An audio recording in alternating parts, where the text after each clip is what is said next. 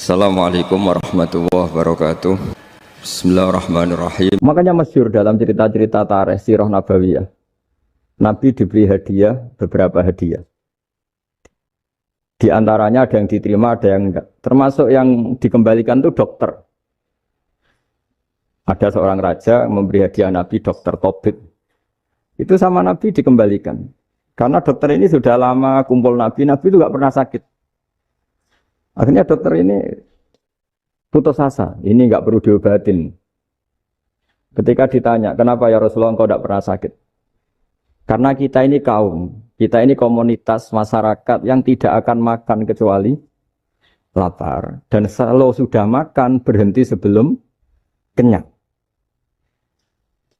Jadi sederhana sekali pengobatan zaman Nabi. Sebagian besar penyakit itu pasti disebabkan kita ceroboh dalam hal makan. Sudah ngerti kalau durian masalah, kalau makan durian enggak kehitung gitu. Apalagi kalau gratisan itu tambah banyak gitu. Pola tidur juga gitu, kata Nabi. Dan kita tidak tidur kalau tidak sangat ngantuk. Nah, itu namanya orang-orang soleh yang sudah ada didikte materi. Kalau yang didikte materi kan bisa tidur nyenyak kalau kasurnya enak, AC gini-gini. Sebenarnya enggak, tidur enak itu ya kalau sangat ngantuk.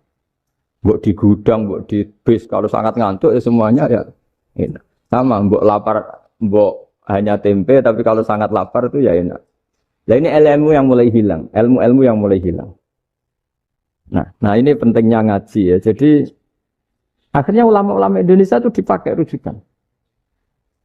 Jadi mulai Mbah Hasyim, Mbah Ahmad Dahlan sampai era buyut-buyut itu masih orang alim. Lama-lama yang di Indonesia ini orang-orang yang bodoh. Sehingga orang Jawa kalau ke sana dibully, ya Jawa tak kulul khaya. Orang Jawa itu penggaweannya itu mangan ulo, makan ular. Karena belut itu kalau di kamus itu persis ular. Dulu itu kan kamus tidak full color. Gara-gara gak full color, gambar belut sama ular itu sama. Belut itu belut sama ular kalau gak full color gambarnya sama apa enggak? Sama. Terus orang Jawa itu kan masih banyak yang makan bajing tupai. Bajing kalau digambar tidak full color sama dengan tikus. Gambar yang tidak warna. Hitam putih. Sehingga kita ini dibully pemakan tikus dan pemakan ular. Karena belut itu persis ular kalau digambar yang tidak full color. Sampai datang Syekhona Khalil, datang ulama. Ngarang kitab ya judulnya Al-Belut. Karena enggak terima bangsanya dinyek makan apa? Ular. Terus dikarang. Wal belut hayawanun bakhriyun terus ya isu fi kadza wa kadza itu beda dengan al hayyah itu diterangkan mulai disandri. Terus sistem hotel juga gitu. Sampai tanyakan dalam sejarah dulu orang Sedayu ada namanya Syekh Mukhtar. Syekh Mukhtar bukan bikin rumah besar yang siapapun orang Indonesia haji itu nempat di sana. Nah ini yang menginspirasi akhirnya ada hotel. Dulu Syekh Mukhtar hanya menyediakan untuk hujat-hujat Indonesia.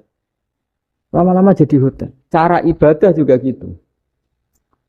Kita ini kan, saya ini punya bapak kiai, mbah kiai. Punya guru yang sangat alim, ya, seorang kiai Memun. Itu dulu kita pengkaji ilmu. Itu tidak pernah tahu bedanya NU dan Muhammadiyah. Karena dulu Mbah Darwis itu, Kiai Dahlan itu, dulu ngajinya bersama Mbah Hasyim ketika di Indonesia yang ngaji Mbah Soleh Darat. Mbah Soleh Darat itu dulu ngajinya sama buyut saya ke-6, namanya Mbah Soleh Asnawi di Kudus. Mbah Soleh Darat itu dulu alim-alimnya orang Jawa ya Mbah Soleh Darat, Soleh bin Umar. Tempatnya di Semarang, tapi beliau itu sebenarnya orang Jepara yang dekat Kudus. Setelah di Mekah, Mbah Hasyim ini mondoknya ya, mulazimnya ke Syekh Mahfud Termas. Tapi sesekali ke Syekh Khotib Minangkabau. Nah yang Mbah Ahmad Dahlan lebih sering ke Syekh Khotib Minangkabau, sesekali ke Mbah Mahfud. Singkat cerita, karena Syekh Khotib Minangkabau sudah modern ya, terlibat organisasi dunia. Pas itu beliau pengagum Muhammad Abduh, pengagum Rasid Ridho. Sehingga bawaannya Mbah Dahlan itu lebih pergerakan, karena beliau lebih mengidolakan Syekh Khotib. Nah Syekh Khotib sendiri sebenarnya orang Minangkabau. Jadi beliau namanya Muhammad saja sebenarnya. Jadi menantunya orang Arab. Oh itu dicibir mertuanya ini karena punya mantu orang Jawa, orang ndak Arab. Singkat cerita terus si mertuanya bilang gini, kamu jangan pernah bilang kalau orang Arab itu mansa kanal Arab, orang yang bertempat di Arab. Walakin mantakallama bi arabiyyin fasihin, tapi orang bisa ngomong Arab secara fasih. Singkat cerita, kalau kamu tidak percaya, nanti suatu saat menantu saya kalau Jumatan, tidak usah kamu kasih tahu, langsung suruh jadi khotib. Tidak usah kamu kasih tahu, sarannya tidak usah kamu kasih tahu. Kalau sekarang kan enggak. Kalau dosen mau jadi khotib kan mengumpulkan materi dulu. Lucunya di antara materinya itu dari TV. Makanya jadi ribet kan khutbah sekarang. Kalau musim corona ya akan ngomong corona, musim apa yang ngomong apa. Jadi lagi-lagi didikte oleh media. Sebenarnya kalau ngomong kan sesuai kebutuhan umat, ini obatnya apa? Tapi enggak sesuai trending topik, itu kan kayak anak-anak gaul. Ini dokter kok gitu kan aneh. Singkat cerita si khotib ini enggak dikasih tahu, saya Muhammad tadi enggak dikasih tahu, langsung disuruh khutbah. Fatakallama bikalamin fasihin. Dia ngomong fasih sekali. Bahkan ngalah-ngalahi fasihnya orang Arab asli. Semenjak itu beliau dapat gelar Al-Khotib, orang yang cakap berpidato berkhutbah. Ya terus desa Khotib Al-Minangkabau. Jadi orang Indonesia itu luar biasa. Dulu yang namanya orang Indonesia di Arab Saudi itu dihormati sekali. Karena yang ke sana itu pasti ulama. Sudah alim di Indonesia ke sana, termasuk Mbah Ahmad Dahlan. Mbah Hashim dulu karena sama-sama muridnya Mbah Soleh Darat. Lama-lama yang ke sana itu TKI TKW itu ya mulai agak dibully. Dulu Syekh Nawawi di antara ijtihad yang dihormati itu beliau mengkritik nyuwun sewu orang yang kan orang biasanya normalnya kan muji orang mati syahid. Hebat orang mati syahid itu hebat gini. Oke, kita sepakat orang mati syahid itu hebat. Tapi kata Imam Nawawi dengan syarat niatnya itu li'ila'i kalimatillah dan itu bawaan takdir. Saya ulang lagi itu bawaan takdir, harus mati di medan perang. Tapi tidak boleh seseorang, ini niat perang, tapi niatnya supaya syahid.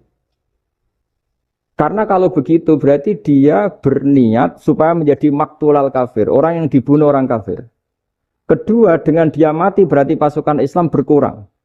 Berarti dia ingin pasukan berkurang, hanya ambisinya dia ingin langsung ke surga.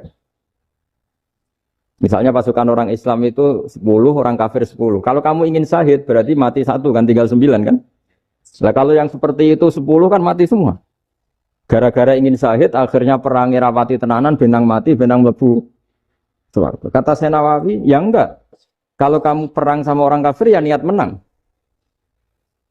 Dengan niat menang ini kamu ingin li'ila'i kalimatillah. Tapi kalau kamu ingin syahid, berarti kamu menuruti keinginan nafsu kamu yang cepat masuk surga.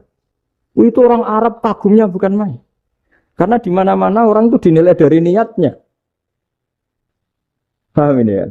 Tapi perang loh ya, dalam kondisi perang, bukan teroris. Perang itu artinya orang kafir yang ingin bunuh kita, itu perang namanya apa? Perang. Dulu orang cerita syahid itu hanya pokoknya syahid itu hebat, pokoknya syahid itu hebat. Syahid di medan perang itu hebat, pokoknya syahid di medan perang hebat. Tapi ketika Syekh Nawawi memberi penjelasan ilmiah, jika kamu perang ingin cepat mati, ingin cepat syahid, artinya ini untuk pemenuhan diri kamu, karena kamu bayangkan langsung masuk surga. Kamu lupa bahwa dengan kamu dibunuh, kekuatan Islam berkurang. Akhirnya beliau memberi penjelasan, syahid itu bagus, itu sebagai takdir. Hanya takdir itu kita perang yang ingin menang, tapi takdirnya mati. Jangan dibalik, oleh perang rapati tenanan, benang mati, namun lebu.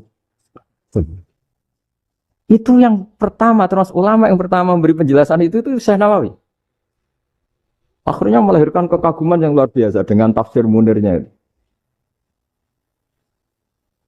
Terus beliau itu orang yang rileks kalau menjelaskan ilmu. Ini juga guru-gurunya Mbah Hashim, Mbah Guru sama Mbah Hashim, sama Mbah Ahmad Dahlan Syekh Nawawi.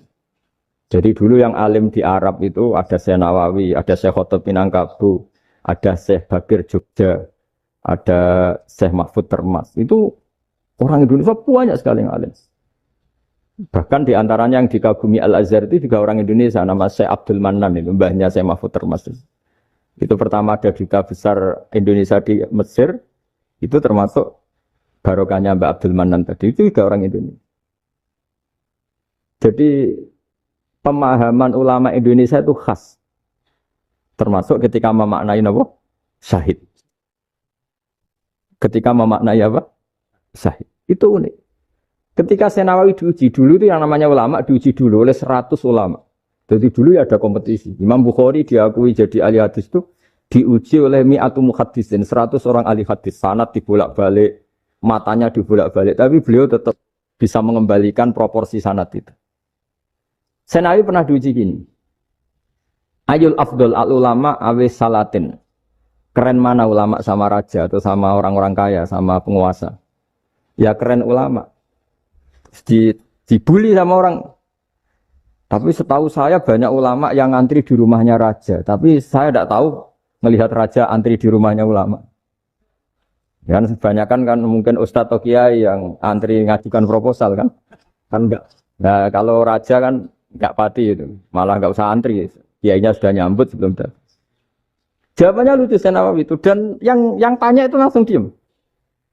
Ya karena ulama itu tahu fungsinya uang, sehingga cara nyari sampai seperti itu. Sementara raja-raja itu tidak tahu fungsinya ilmu, makanya tidak pernah sowan ulama.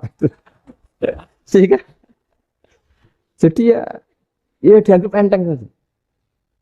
Ulama kan tahu fungsinya uang, tahu untuk pondok, tahu masjid. Sementara raja tidak tahu fungsinya ilmu. Jadi itu khas Jawa ya.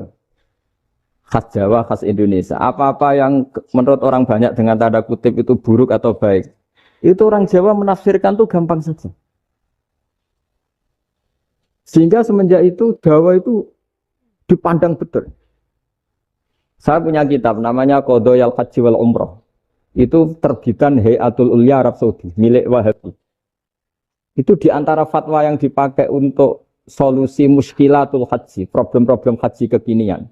Itu fatwanya syekh-syekh yang dari Indonesia. Termasuk Syekh Khotib Minangkabau, Syekh Nawawi Banten, Syekh Bakir Nur Jogja. Misalnya begini, dalam fatwa-fatwa yang menyulitkan kita ya, sampai sekarang jadi perdebatan. Ketika Safa dan Marwah itu dengan batas tertentu, saya ulang lagi dengan batas tertentu. Mau tidak mau atas nama kebutuhan, itu kan butuh perluasan. Karena kalau naik turun itu mudah disepakati ulama. Jadi misalnya gini ya, saya punya tanah seluas ini. Pasti orang akan mengatakan sampai bawah ya tanah saya, sampai atas tanah saya. Itu mujma' alaih, itu disepakati. Sehingga Nabi ngendikan al-Ka'bah min tuhumil ardi ilas sama Ka'batun. Ka'bah sampai ujung bumi, sampai ke aras semuanya Ka'bah. Sehingga tidak ada perdebatan ulama ketika Masjid Haram ditingkat, kemudian yang di atas sholat. Tetap dia menghadap Ka'bah.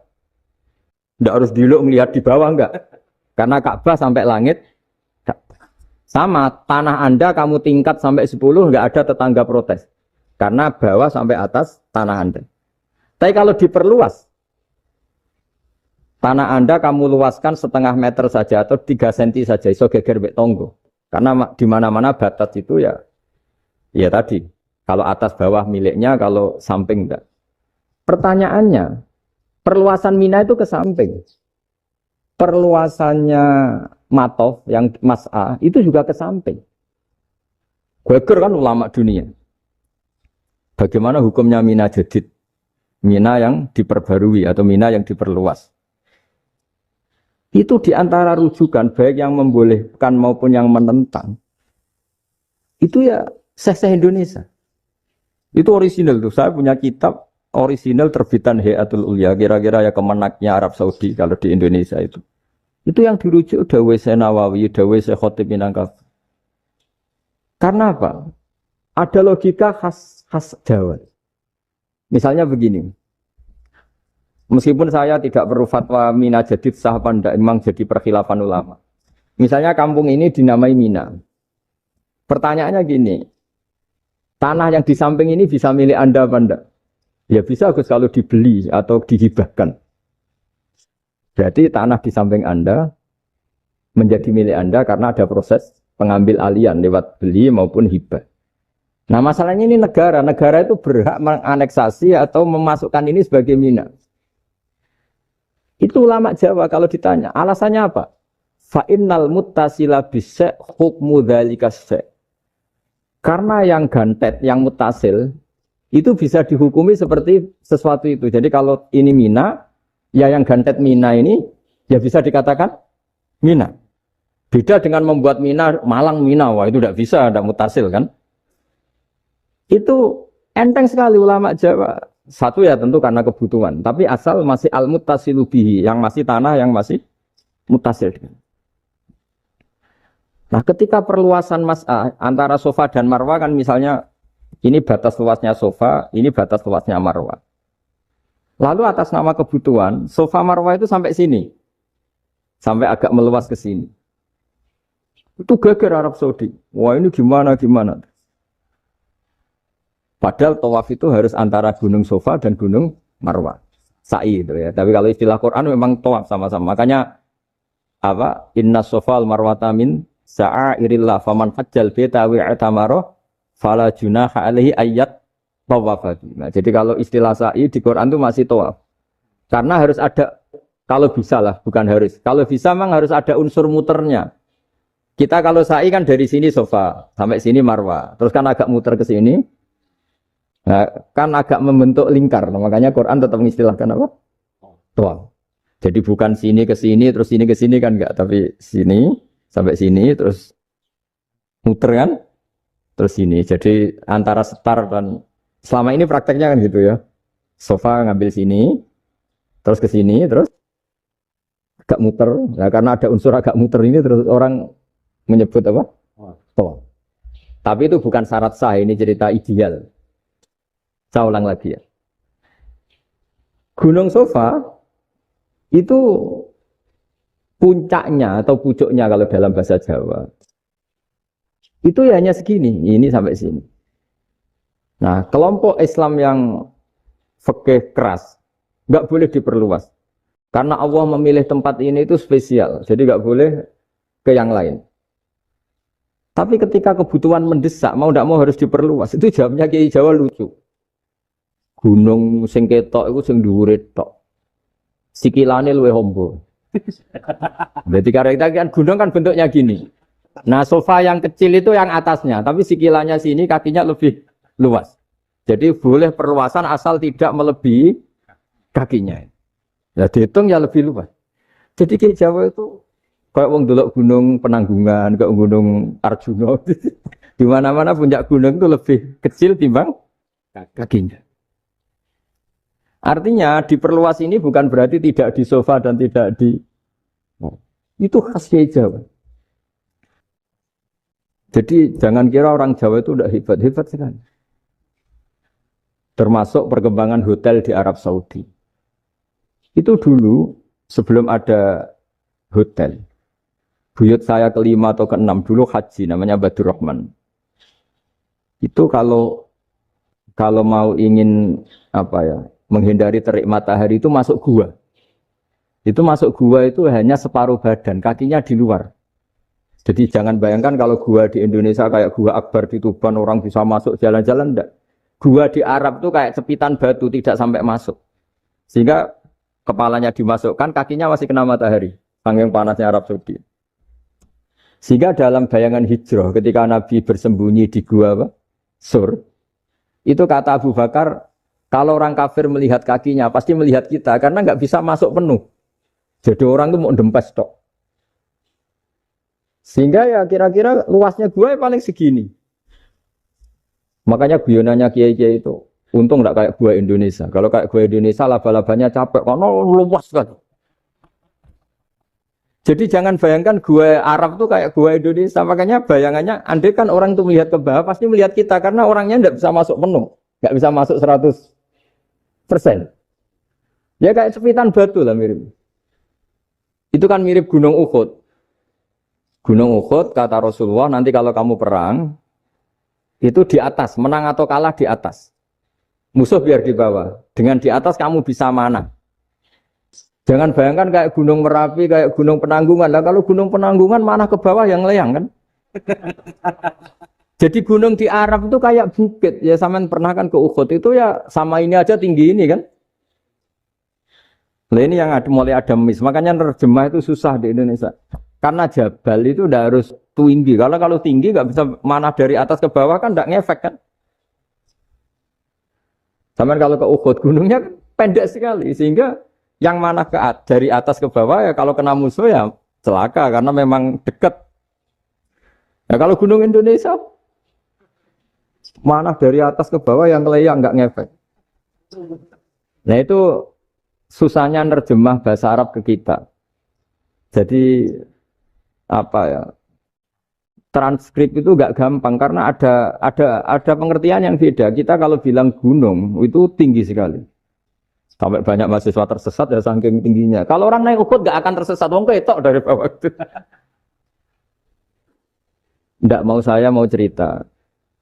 Kata Mbah Mun sering cerita. Kenapa wa ma arsalnaka illa rahmatal lil alamin, kata Mbah Mun, Allah itu pasti bikin ulama yang tidak produk Arab itu pasti ada. Kalau orang Arab jadi ulama wajar, bahasanya Arab, domisilinya di Arab. Tapi Allah akan selalu bikin ulama yang tidak bangsa Arab. Imam Ghazali itu Tus itu Persia. Imam Bukhari itu kira-kira kalau sekarang ikut Uzbek. Ya, Imam Bukhari itu kalau negara sekarang ikut mana? Uzbek. Kenapa demikian kata Mbah Mun? Karena Allah sudah ngendikan wama arsalnaka illa kafatan linnas. Manusia semua ini kena khitabnya Islam. Kalau tidak ada ulama yang dari berbagai negara, kesannya Islam itu hanya milik orang Arab Saudi. Makanya Allah selalu bikin ulama-ulama yang bahkan tidak Arab. Termasuk Imamul Muhaddisin, yaitu Imam Bukhari, itu orang Uzbek. Orang Rusia lah kalau sekarang ikut Uni Soviet dulu. Imam Ghazali itu orang Persia. Syekh Nawawi itu orang Banten. Karena Allah ingin memaklumatkan bahwa Islam ini untuk semua. Sehingga orang yang tidak Arab pun bisa belajar Islam. Yang alimnya itu nggak kalah sama orang apa? Arab. Makanya ini PR ya. Kalau Gus Dah Ploso nanti ngendikan suatu saat orang belajar Islam itu bahkan orang Arab pun bisa belajar ke Indonesia. Kalau orang Indonesia bisa alim betul kayak dulu. Sekarang banyak liga antar ulama. Itu orang Indonesia pasti masuk. Ulama-ulama top dunia. Itu pasti orang Indonesia banyak yang masuk. Karena tadi, ketika orang Indonesia baca kitab, itu orang Arab itu kagum. Kok bisa ada bahasanya baca secara benar? Bukan sekadar bisa baca secara benar. Karena memang dilatih sedemikian rupa di pondok-pondok. Makanya kita semua lah, yang alim di Indonesia itu kemana-mana ya pasti alim. Dulu putra Mbah Mun namanya Gus Zofur itu tahun pertama ya sudah the best di tahun pertama. Kalau tahun pertama the best-nya ilmunya bawaan dari sarang, dari keluarganya. Gus Najib mondok di Said Muhammad tahun pertama sudah dipuji sebagai yang teralim karena ya sanggup. Kalau dipujinya tahun ketiga, tahun keempat kan mungkin dapat dari sana. Ini tahun pertama. Saya ulang lagi tahun. Karena pengajaran di Indonesia itu luar biasa di pondok-pondok. Makanya kalau dalam anekdot pondok itu cerita-cerita lucu itu. Ada orang Jakarta ngaji. Setelah di kelas itu pelengahan terus. Melihat jendela, lihat pintu terus. Lama-lama gurunya marah. Kamu diajarin kok enggak punya sopan. Melihat pintu terus enggak memperhatikan guru. Anak Betawinya jamnya lucu. Habis Pak Guru bohong. Kenapa ya? Kamu Pak Guru bilang Ja'a Zaidun, Zaid datang. Tak lihat enggak ada yang datang. Setelah itu contoh nasab kan ro'a itu Zaidan. Saya melihat Zaid. Saya enggak melihat Zaid. Contoh ketiga yang jar kan maror tu Zaidin. Saya berjalan ketemu Zaid. Pak Guru diam di situ enggak jalan-jalan. Jadi saking detailnya Indonesia itu ya kalau rofa Ja'a Zaidun. Kalau nasab ro'a itu Zaidan. Kalau jar maror tu Zaidin. Nah si murid Betawi ini karena pertama sekolah, ngiranya gurunya itu cerita, Zaid datang. Makanya dia lihat pintu terus, mana katanya datang kok enggak datang-datang. Nah dengan latihan seperti itu, kemungkinan orang Indonesia salah itu kecil, karena memang dilatih betul. Saya ulang lagi, karena memang dilatih betul. Sehingga, ketika orang Indonesia ini yang cerita seorang wartawan, ini kisah nyata. Kalau ini tidak anekdot, kisah nyata. Ada wartawan internasional ngeliput Ramlah. Ramlah itu di Gaza, di Palestina. Wartawan Indonesia ini hanya bisa bahasa Inggris. Dijak ngomong bahasa Arab. Terus dia bilang saya ada visa. Saya ada visa, saya bisanya ngomong Inggris. Tapi apa yang terjadi setelah sholat, si Indonesia ini jadi imam pakai sholat jariah lagi. Baca bismillah benar, bismillah hijar karena mudhof ilaih. Terus ketika iktidal ya benar, Rabbana lakal hamdu mil'us samawati wa mil'ul ardi benar. Ketika tahiyat ya benar, at-tahiyatul mubarakatuh sholawat. Sama orang Arab ini diagumi. Orang Arab kalau seneng orang itu dicium. Kamu tawaduk, sebenarnya kamu itu ahli bahasa Arab. Karena orang Indonesia sekali sholat, itu nggak ada yang salah. Meskipun benarnya karena hafalan, tapi bagi yang ahli nahwu, itu hebat. Misalnya kita kalau ngapalkan kan, Bismillahi, Bismi jar karena ba, Allah hijar karena mudhof ilaih, Ar-Rahman hijar karena sifat, Ar-Rahim karena sifat. Alhamdu rofa karena mubtada, Lillahi jar karena ada huruf jarli, Robbi jar karena sifat. Sebetulnya tidak karena pinter, tapi karena hafalan. Tapi orang Indonesia hebatnya itu benar terus. Rabbana lakal hamdu. Ya kan, alhamdu rofa. Terus mil'us samawati ya rofa karena sifat. Sehingga terus orang Indonesia kalau sholat di Timur Tengah, itu dipuji. Karena makhrajnya ya benar, rofa nasabnya juga benar. Nah, itu di negara lain tidak ada yang kayak Indonesia. Orang Cina itu sering bikin marah orang-orang Arab karena kalau dongo itu nggak fasih kayak orang Indonesia. Orang Indonesia kalau dongo ya Allahumma Allahumma tohir qalbi qalbi. Orang Cina ini yang jadi guyon di Arab. Allahumma Allahumma tahir qalbi qalbi. Itu kan bedanya aja loh.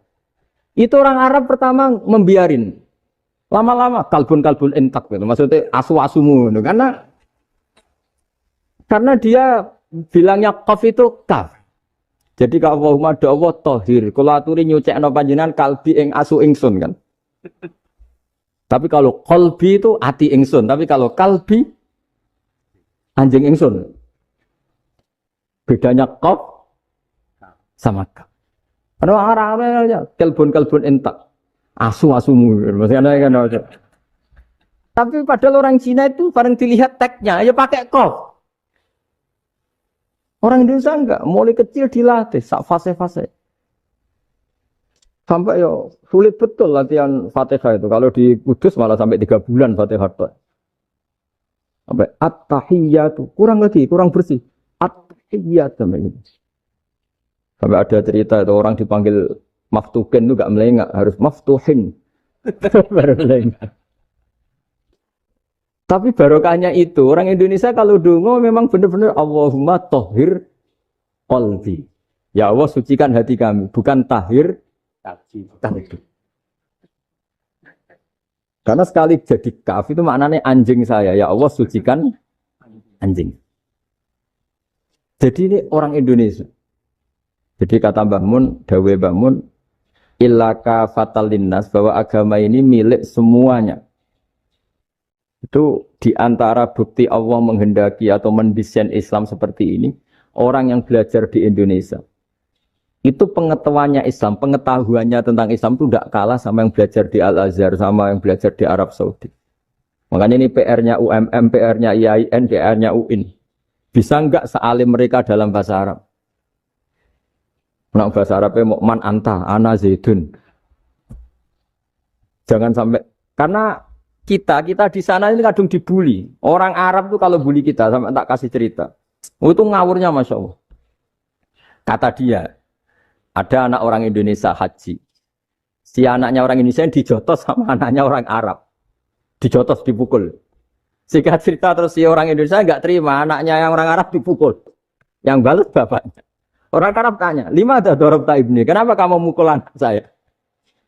Itu orang Indonesia bahasa, wah anakku tidak. Jadi hanya bilang gitu. Artinya anak saya dihada ya maka tak ada. Arabnya gitu. Anak saya dipukul maka saya balas mukul. Itu orang Arab mantuk oh gitu. Paham? Dulu ulama itu kelihatannya sederhana, tapi kalau berargumentasi itu hebat. Tadi Gus Zofur menyebut kitab Mbah Hasyim itu mengharamkan kentong. Beliau masyhur itu punya kitab namanya Al-Jasus an Tahrimin Nakus. Intinya kentong itu haram.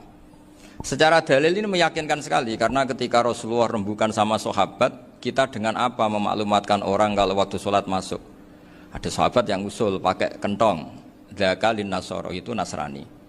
Ya pakai buk itu semacam trompet besar. Dzaka lil Yahud. Kemudian ada yang usul kalau gitu api ya Rasulullah, dzaka lil Majus. Sehingga dari hadis itu Mbah Hasyim berpikir kentong itu haram. Tapi Mbah Fakih Mas Kumambang itu mengkritik Mbah Hasyim dengan ngarang kitab Hazur Ru'us an Tahrimin Nakus. Jadi beliau ngomentari kitab itu sambil geleng-geleng kepala. Kitab kok keliru nganti ngono itu. Jadi cara pikirannya siapa Ki Fakih. Kentong di Indonesia itu kanggo wedhus dicolong gitu. Pos kampling gitu. Kalau ada banjiran ya kentong, ada maling ya kentong. Jadi enggak ada persamaan sama sekali dengan kentong yang milik orang apa? Nasrani. Sehingga di pondok saya itu ada kentong tapi jelek sekali. Karena itu satu-satunya cara supaya beda dengan kentong yang di gereja. Kalau elek kan mirip kentong di pos kampling. Itu ya agak-agak ilmiah sedikit.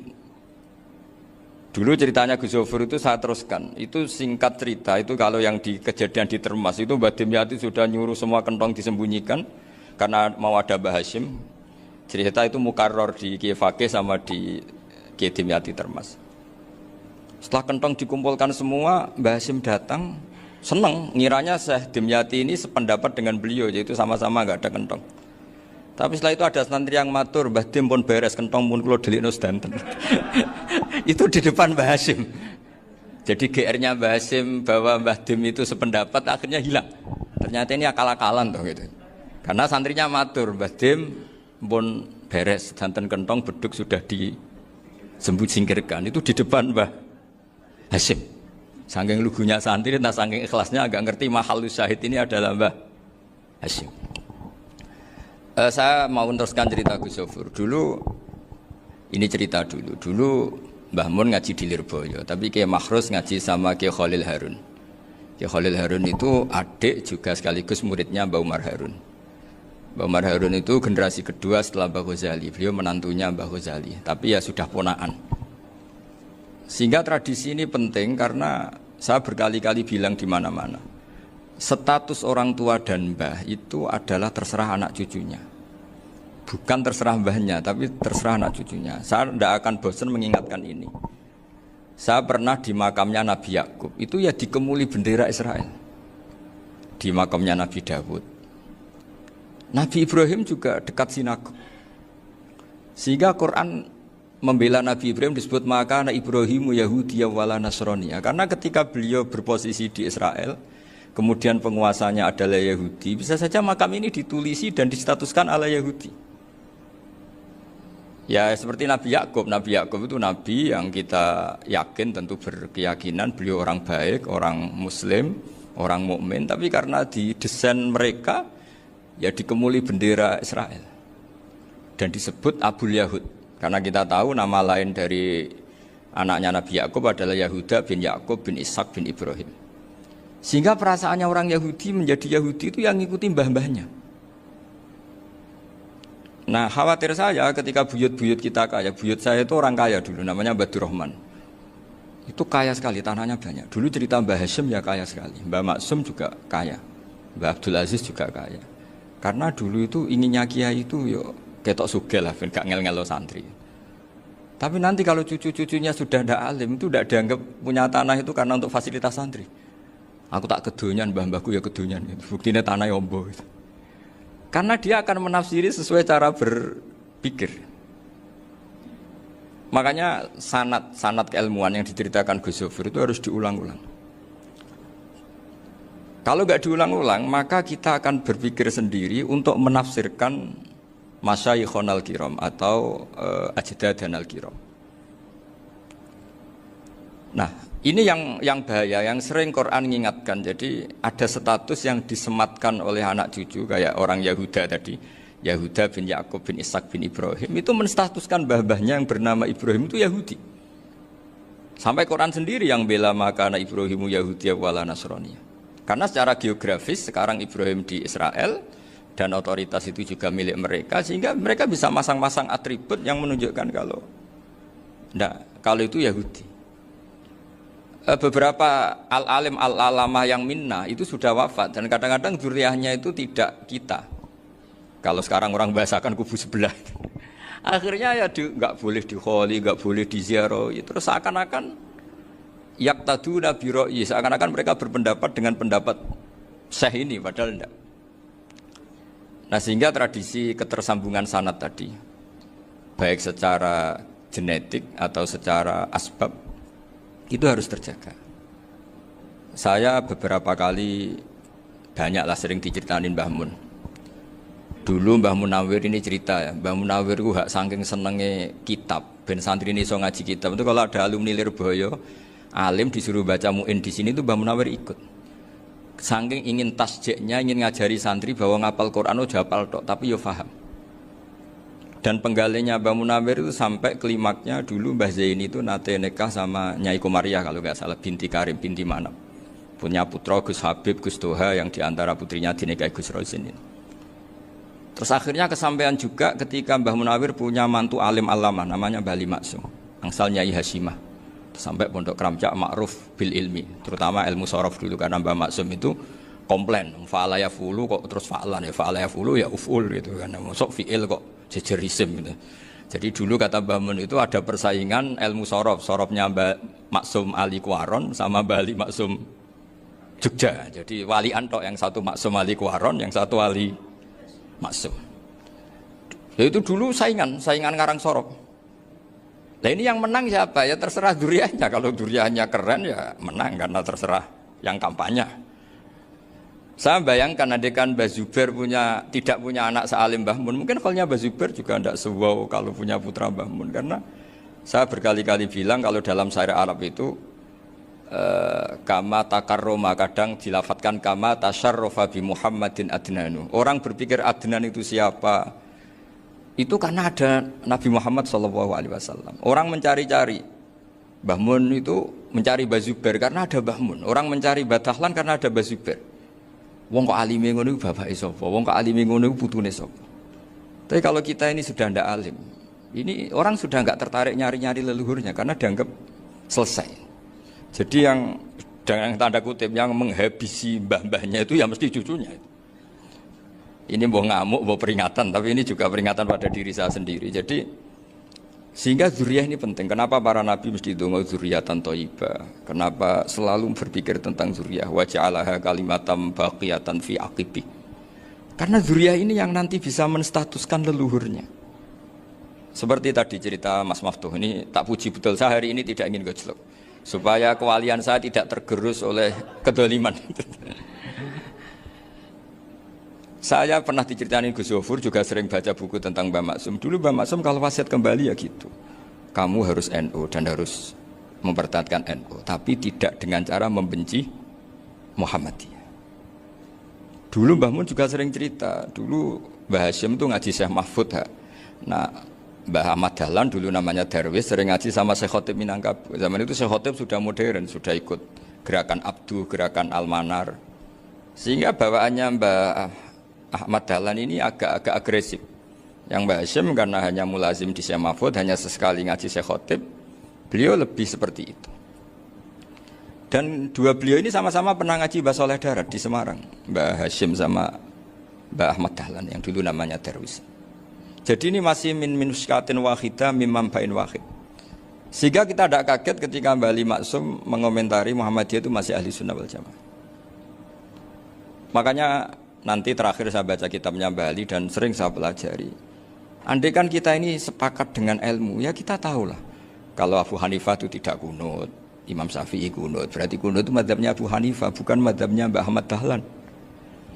Apa tidak kunut itu mazhabnya Abu Hanifah, bukan mazhabnya Mbah Ahmad Dahlan. Kita kunut itu mazhabnya Imam Syafi'i, bukan mazhabnya Mbah Hasyim. Ini semuanya masih dalam bingkai ilmu. Adzan qabla subhi juga riwayatnya jelas. Tidak adzan ya sudah perilaku kita sudah jelas. Dulu Mbah Mun sering didik kita gitu. Saya sering dengar cerita kalau dulu Pak Arif Fakhruddin begitu hormat sama Mbak Ali, apalagi zuriyahnya Mbak Azhar Basir, nah beliau dulu ngaji di Termas. Dulu itu nggak ada masalah karena semuanya dianalisis pakai ilmu. Tapi sekarang pakai identitas, yang kunut tuh NU, yang nggak kunut Muhammadiyah. Berarti Abu Hanifah itu Muhammadiyah, Imam Syafi'i itu NU. Berarti Imam Syafi'i itu ya anak buahnya Ki Miftahul Ahyar kira-kira gitu kan. Nah, kan anak buahnya Pak Said Akil. Kan terus jadi repot. Dulu kita ini pengagum ilmu, bukan pengagum perbedaan. Sehingga di sini yang saya kagum dari sekian ceritanya Mbah Ali Maksum, supaya kitab ini to the point, supaya nggak lama-lama karena waktunya juga. Nanti kalau kemalaman ini kena semprit ini sudah. Ini diantara yang diceritakan Bali itu unik. Imam Syafi'i itu sering tawassul, sering wasilah sama siapa itu? Abu Hanifah. Ini sudah tak petakan, saya baca yang sensitif lah, so yang ini ya. Ziyar al-Babus Samin, terus sebentar ini yang bab tawassul.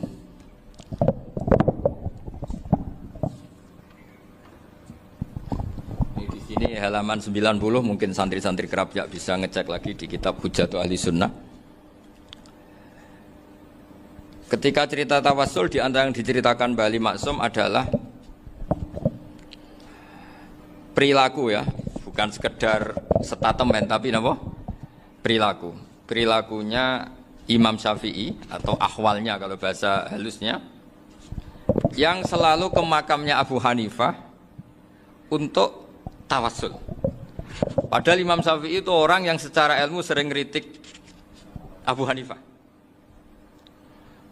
Jadi ini saya baca ini di halaman 100, jadi tawassul mulai halaman 9 berapa ini? Sampai halaman ini yang Qala sami'tu Syafi'iyya yaqul inni la atabarraku bi Abi Hanifah wa aji'u ila qabri fi kulli yaumin za'iran.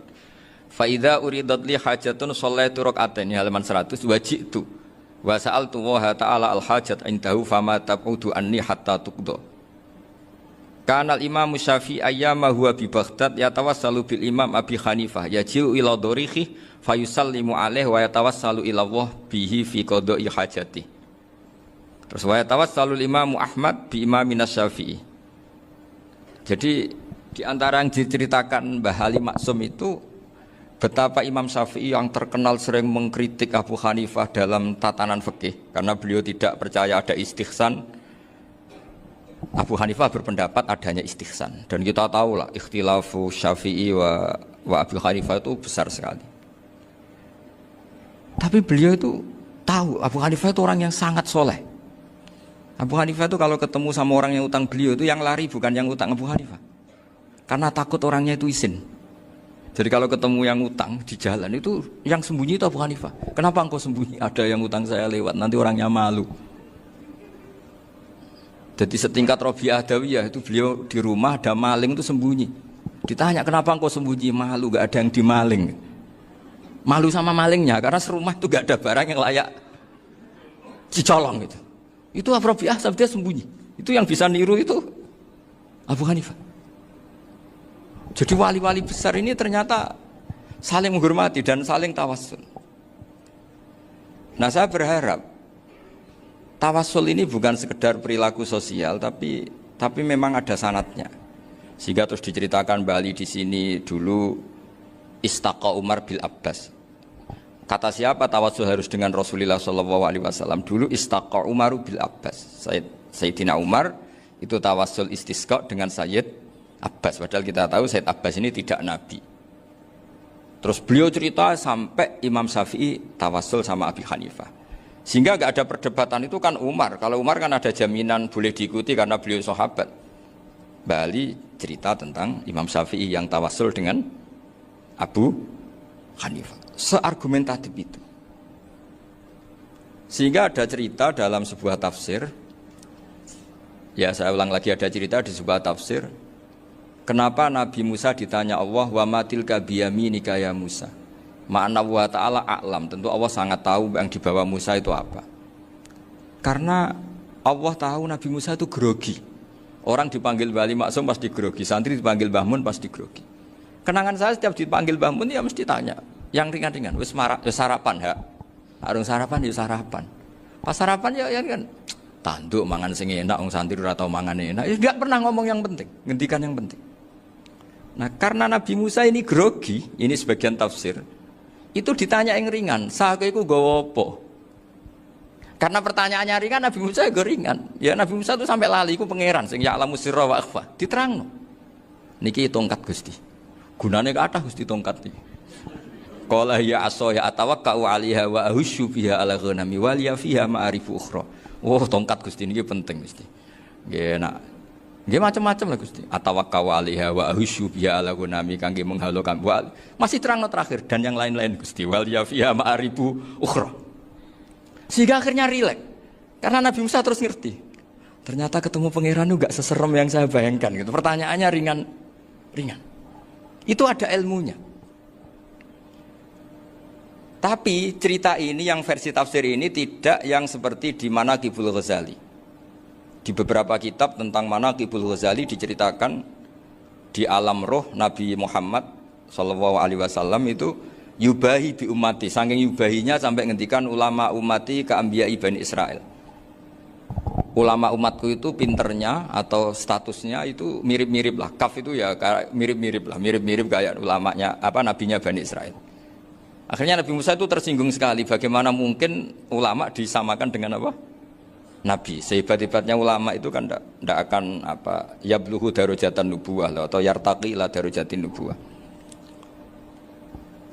Itu akhirnya ya kalau kamu nggak percaya panggil, yang dipanggil Imam Ghazali. Ya Nabi Muhammad juga nggak mau kalah gitu. Kalau manggil ulama RT ya kalah keok. Gitu. Akhirnya Imam Ghazali datang, ditanya sama Musa, "Mas Muka, nama kamu siapa?" "Ana Muhammad bin Muhammad Al-Ghazali At-Tusi Asy-Syafi'i." Itu disebut panjang sih. Terus Nabi Musa guyu-guyu. "Kamu lama kok ngomong yang nggak penting. Ditanya namanya kok penjelasannya sepanjang itu. Dianggap itu satu kesalahan. Masa tanyanya nama kok ditanya jawabnya Muhammad bin Muhammad Al-Ghazali At-Tusi Asy-Syafi'i. Kepanjangan itu. Ketika Nabi Musa agak mencibir, agak gimana itu terus jadi Imam Ghazali, kalau ini masalah, lebih masalah jenengan. Apa itu? Yang tanya jenengan tuh Allah ya alamu sirra wa akhfa, dan Allah hanya tanya wa ma tilka biyaminika ya Musa.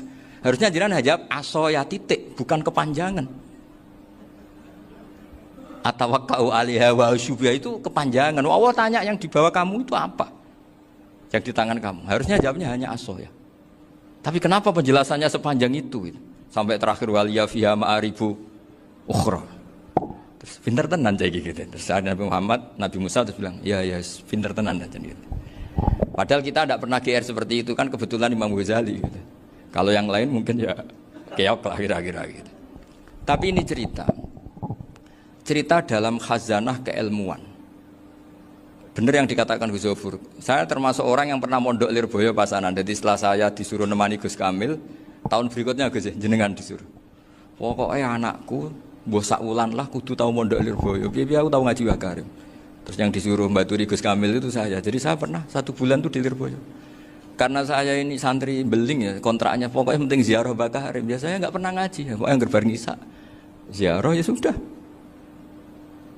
Ngaji subuh ingat saya sama Gus Imam. Itu dari 17 hari ingat saya ngaji 2 kali. Tapi kalau ziarah ke Bakarim sudah lupa jumlahnya karena memang kontraknya disuruh ziarah. Sampai seperti itu. Dan saking senengnya bangun sama Bakarim saya masih ingat. Ngamplopi salam template itu masih ingat untuk Gus Anwar, untuk Gus Imam, untuk Gus Kafabi, termasuk untuk Gus Maksum. Itu malam-malam saya dijak ngamplopin. Zaman itu saya masih ingat selawewu. Zaman itu kos 1 bulan itu 13.000. Jadi kira-kira kalau 25.000 itu untuk kos 2 bulan. Jadi saya krusnya itu pakai kos. Saya masih ingat Mondok Sarang itu kos 1 bulan 13.000. Berarti kira-kira 500.000 itu di amplopin sendiri sama Bang. Ini untuk Gus War, ini untuk Gus Imam, ini untuk Gus. Padahal Gus Imam ini mondoknya sudah di Mbah Mun. Itu Mbah Mun hormatnya sampai untuk jatah salam template. Nah yang ribet kebalikannya, kita pulang Gus Imam karena melihat Gus Kamil ini putrane Mbah Mun, Gus Kamil disangoni. Saya juga disangoni karena Gus Imam dulu ngaji juga sama Pak D saya, sama keluarga saya. Itu kata Gus Kamil setelah keluar, mau kamu nih gue abal, boten berarti gue aku. Karena ini penting, ini kalau sampai dianggap tukar guling, ribet nih. Jadi ditakwil sendirilah, mau kamu nih gue abal ya, boten yes berarti halal. Tapi sama Mbah Mun ya ditanya.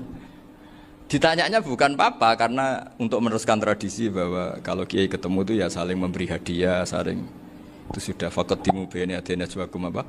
Sedekah.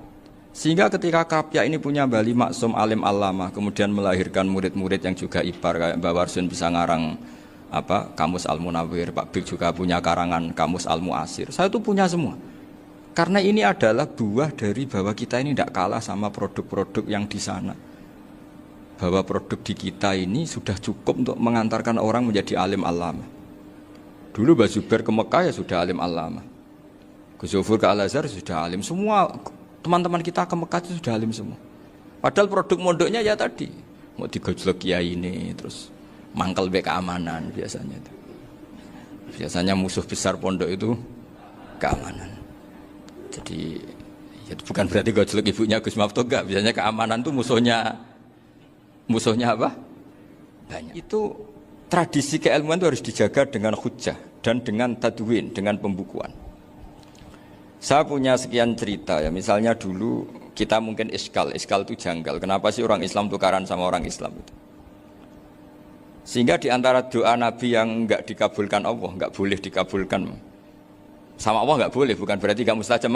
Redaksinya famana aniha, memang enggak boleh. Redaksinya bukan falam yastajib lahu tapi famana aniha. Di Al-Marrah As-Salisa ini Nabi dilarang, yaitu melarang umat Islam itu jangan sampai tukaran sama umat Islam sendiri. Itu kata Allah, ya tidak bisa kata Allah, kalau itu tidak saya kabulkan. Itu dulu guru-guru kita nyontohkan sederhana. Kira-kira kalau saya tukaran wek Gus Zofuru, Mbah Mun luwih ikhlas dibanding ditukari wong liya.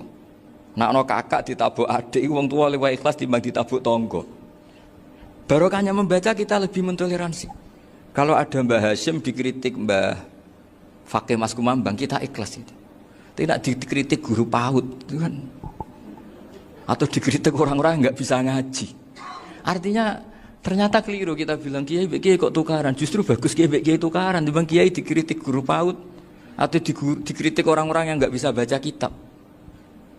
Akhirnya barokahnya baca kita menjadi tahu.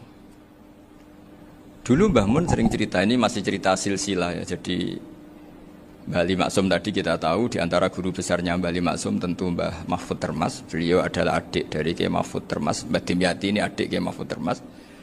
Itu punya saudara namanya Abdur Razak, juga punya saudara namanya Dahlan. Itu yang membawa Thariqah Syadiliyah di Solo Raya, yang sekarang alhamdulillah diteruskan Gus Wafi. Dulu di antara pesannya Mbah Mun ke saya, hak Wafi kandani kon ziarah ning Mbah Dimyati. Mergo Thariqah Syadiliyah dulu itu yang bawa keluarganya Mbah Dimyati. Jadi semuanya ini masih dzurriyyatan ba'duha min ba'd. Nah pesan saya karena tadi Mbah Munawwir yang termasuk orang pertama yang bawa Quran, bawa qiraah sab'ah. Kenapa saya bilang termasuk? Karena kalau bilang paling pertama ini nanti butuh data. Dan itu agak kerepotan. Nah, tapi yang jelas mimman istahara lah. Mimman istahara yang membawa sab'ah ke sini itu adalah Mbah Munawwir. Terus beliau ngajarkan diantaranya ke Mbak Arwani, pakai kitab Satibi, pakai kitab Nazmus Satibi. Terus Nazmus Satibi itu diteruskan oleh Mbak Arwani, ditulis. Yang nulis dulu Mbak Dola Salam. Bapak saya itu murid Mbak Dola. Dulu Mbak Dola sebelum ke Mbak Arwani ngaji sama Ki Said di Sampang. Bapak saya sebelum ngaji di Mbak Dola sudah hafal Quran lewat buyut saya sendiri namanya Ki Zubaidi. Yang Ki Zubaidi akhirnya jadi menantunya Mbak Ahmad Su'eb. Jadi buyut saya kandung ini namanya Sofia, itu angsal keluarga Lasem, yang adiknya Sofia ini punya adik Badi'ah yang jadi ibunya Ki Sahal. Terus Ki Sahal punya Mbak Yu namanya Muzayanah, punya di garwa Ki Mansur punya anak Gus Qayyum.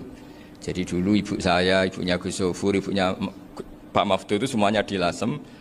Karena saya dari keluarga Gen ya Lasem, dari keluarga sanad guru ya Lasem. Tapi Lasem Bahdawi itu dulu ngajinya di Mbah Umar Harun di Sarang. Mbah Umar Harun ini menangi Sayyid Ahmad Zaini Dahlan. Sayyid Zaini Ahmad Zaini Dahlan ini punya cucu keempat yang hidup di Sedan, terus makamnya di Lasem, namanya Habib Haidar, itu yang nulis biografinya Mbah Maksum. Mbah Maksum bukan Bali, biografinya Mbah Maksum. Itu ditulis oleh Habib Haidar, namanya Haidar bin Hasan bin Sodaqoh bin Ahmad Zaini Tahlan. Nah, Habib Haidar ini menantunya Sayyid Hamzah Sato. Hamzah Sato itu Hamzah bin Abdullah bin Umar, itu kakaknya Sayyid Abi Bakar Sato, Sohibul I'anah. Nah, Sayyid Umar ini yang dulu ngajari mbahnya Mbah Mun namanya Ahmad bin Su'aib. Nah, di antara ajarannya adalah baca kitab-kitab kecil yang bisa dihafal. Dibawalah ke sarang jadi metode muhafadzah. Tapi kemudian lama-lama oleh pondok itu jadi syarat kenaikan kelas. Dulu nggak ada muhafadzah untuk kenaikan kelas ya, supaya orang alim itu harus hafal. Lama-lama dipakai syarat untuk muhafadzah. Jadi semua ini sanad harus kita ingat supaya kita bisa menjaga tradisi. Termasuk tradisi ini kiai seneng jagungan, terus ngomong ra penting. Itu juga sanad. Setahu saya Mbah Mun itu kalau ketemu bapak ya guyon terus. Saya punya kenangan tuh yang dulu agak iskal tuh begini. Ada isu lah, entah isu entah hoax entah apa, ada kaji itu agak beling itu, pokoknya beling lah gitu. Seneng siapa itu, rondo lah apa itu. Pokoknya beling gitu. Ketika Mbah Mun dilaporin tamu kalau kaji itu beling sama rondo itu. Mbah Mun tanyanya lucu. Lho ayu no cung. Wayu banget, Mbah. Wayu. Itu bapak juga bakas ayu nih. Dulu saya sekali ini kiai kok bakas wong ayu, bakas budine barang lah kira-kira gitu. Tapi setelah saya tambah alim, tambah ngerti itu kata bapak gini. Ya apik bakas ayu hak timbang iyakno malah qadzaf. Ternyata seni. Sekali Mbah Mun atau bapak bilang, "Waji kok zina kaji," maka larinya ke qadzaf. Maka menghindari bahasa menuduh, ngomong yang enggak penting. Lho ayu no. Jadi kiai dulu tuh orang sok suci tapi menghindari hal-hal yang jadi punya seni untuk ngelola kehidupan. Orang bermalam-malam jagungan sama teman asik itu kan perlawanan terhadap nafsu kita, syahwat kita untuk mungkin nikmati dugem di bar atau di tempat-tempat maksiat. Itu setan di Indonesia tuh kakuati sama Ki Jawa. Orang supaya tidak tertarik maksiat itu Ki Jawa cukup ketemu kancane masak terong guyon, gejol-gejolokan zaman mondok, suwengi lulus sangka maksiat. Bar wis tutup. Perlawanannya sederhana, nggak pakai tahajud, nggak pakai wiridan, karena Ki Jawa juga koyo rapati potongan ahli ibadah gitu, jagungan gitu. Jadi setahu saya itu pernah lihat Bali itu sekali ketika beliau ngisi ceramah di Mbah Hamid Bedowi, saya masih kecil diajak bapak. Dulu kalau bapak ngelihat Bali sama Mbah Hamid itu mesti nangis, karena dua orang alim bertemu. Yang akhirnya ya bisanan itu Mbah Hamid punya anak Gus Nasih, di sini ada Mbah Nafisa, terus jadi Mbak Salih Hindun itu. Jadi dulu itu ya guyon terus ketika ketemu. Itu yang sering bodoni Mbah Hamid itu ya Ki Bisri. Ki Bisri itu kalau datang ke Ki Hamid Pasuruan, nak wali tenan aku teko ditatak nomangan. Jadi ukurannya ya. Ternyata sampai sana dikeimangan tenan. Masih belum mengakui, kan nak wali tenan aku kiai rung di mobil, dongakno aku di mobil. Sudah kalah satu seri itu masih gak terima. Lalu itu Mbah Hamid akhirnya berdoa, ayo monggo, mugi-mugi Ki Bisri gak ada mobil. Itu setelah didoain masih tanya, mereknya apa merek? Jadi itu Mbah Hamid jawab, ya paling Holden itu, paling Holden. Itu nyari mobil itu ya adalah dapatnya Holden. Suatu saat Mbah Bisri diundang Mbah Hamid gak dikasih bisyarah, karena utangnya sudah banyak Mbah Hamid, Mbah Bisri ini utang tadi, utang doa tadi. Itu ya gak dikasih besar ya gak mau kesang apa-apa kelambimu kayak aku. Didol sama muhibbinya Mbah Hamid, itu harganya melebihi jatah bisaroh. Ketemu Mbah Hamid, Kang, susu Kang, mergo. Jadi dulu itu rileks, makanya ini yang diceritakan ke Zofur. Sebetulnya kalau kiai-kiai itu bersanad itu ya rileks, hidupnya itu rileks. Karena rileks ini perlawanan terhadap kemungkaran. Saya dulu musyawarah sering sama Gus Zofur usul fikih. Itu jelas di antara yang ditulis Lubil Usul itu. Ya kita tahu tadi misalnya sanad usul fikih, Mbah Ber itu sangat al-usuli Kiai Zubair Dahlan, abahnya Mbah Mun. Punya murid di antaranya Kiai Sahal. Kiai Sahal punya karangan Thariqatul Husul fi Syarhi Lubil Usul. Itu Thariqatul Husul itu beliau ngendikan dalam mukaddimah bahwa saya bisa mensarah ini berdasar ngaji maknani sama Mbah Zubair. Terus beliau mengutip sarah itu dari kitab Nailul Ma'mul. Beliau ngendikan binus khotin khotiyah ghairi matbu'ah. Dan itu ditemukan di Kiai Mansur di Lasem, karena Kiai Mansur iparnya Mbah Sahal. Mansur bin Khalil itu diantara katibnya Syekh mahfud. Jadi semuanya ini sambung. Mbah Ber saking ahli usul fikihnya, kalau ngajar usul fikih itu kalau guyon takriran saya ini lebih memahamkan ketimbang Sarah. Ya sudah, terus Mbah Zubair Kiai Fakih, terus Syekh Mahfud.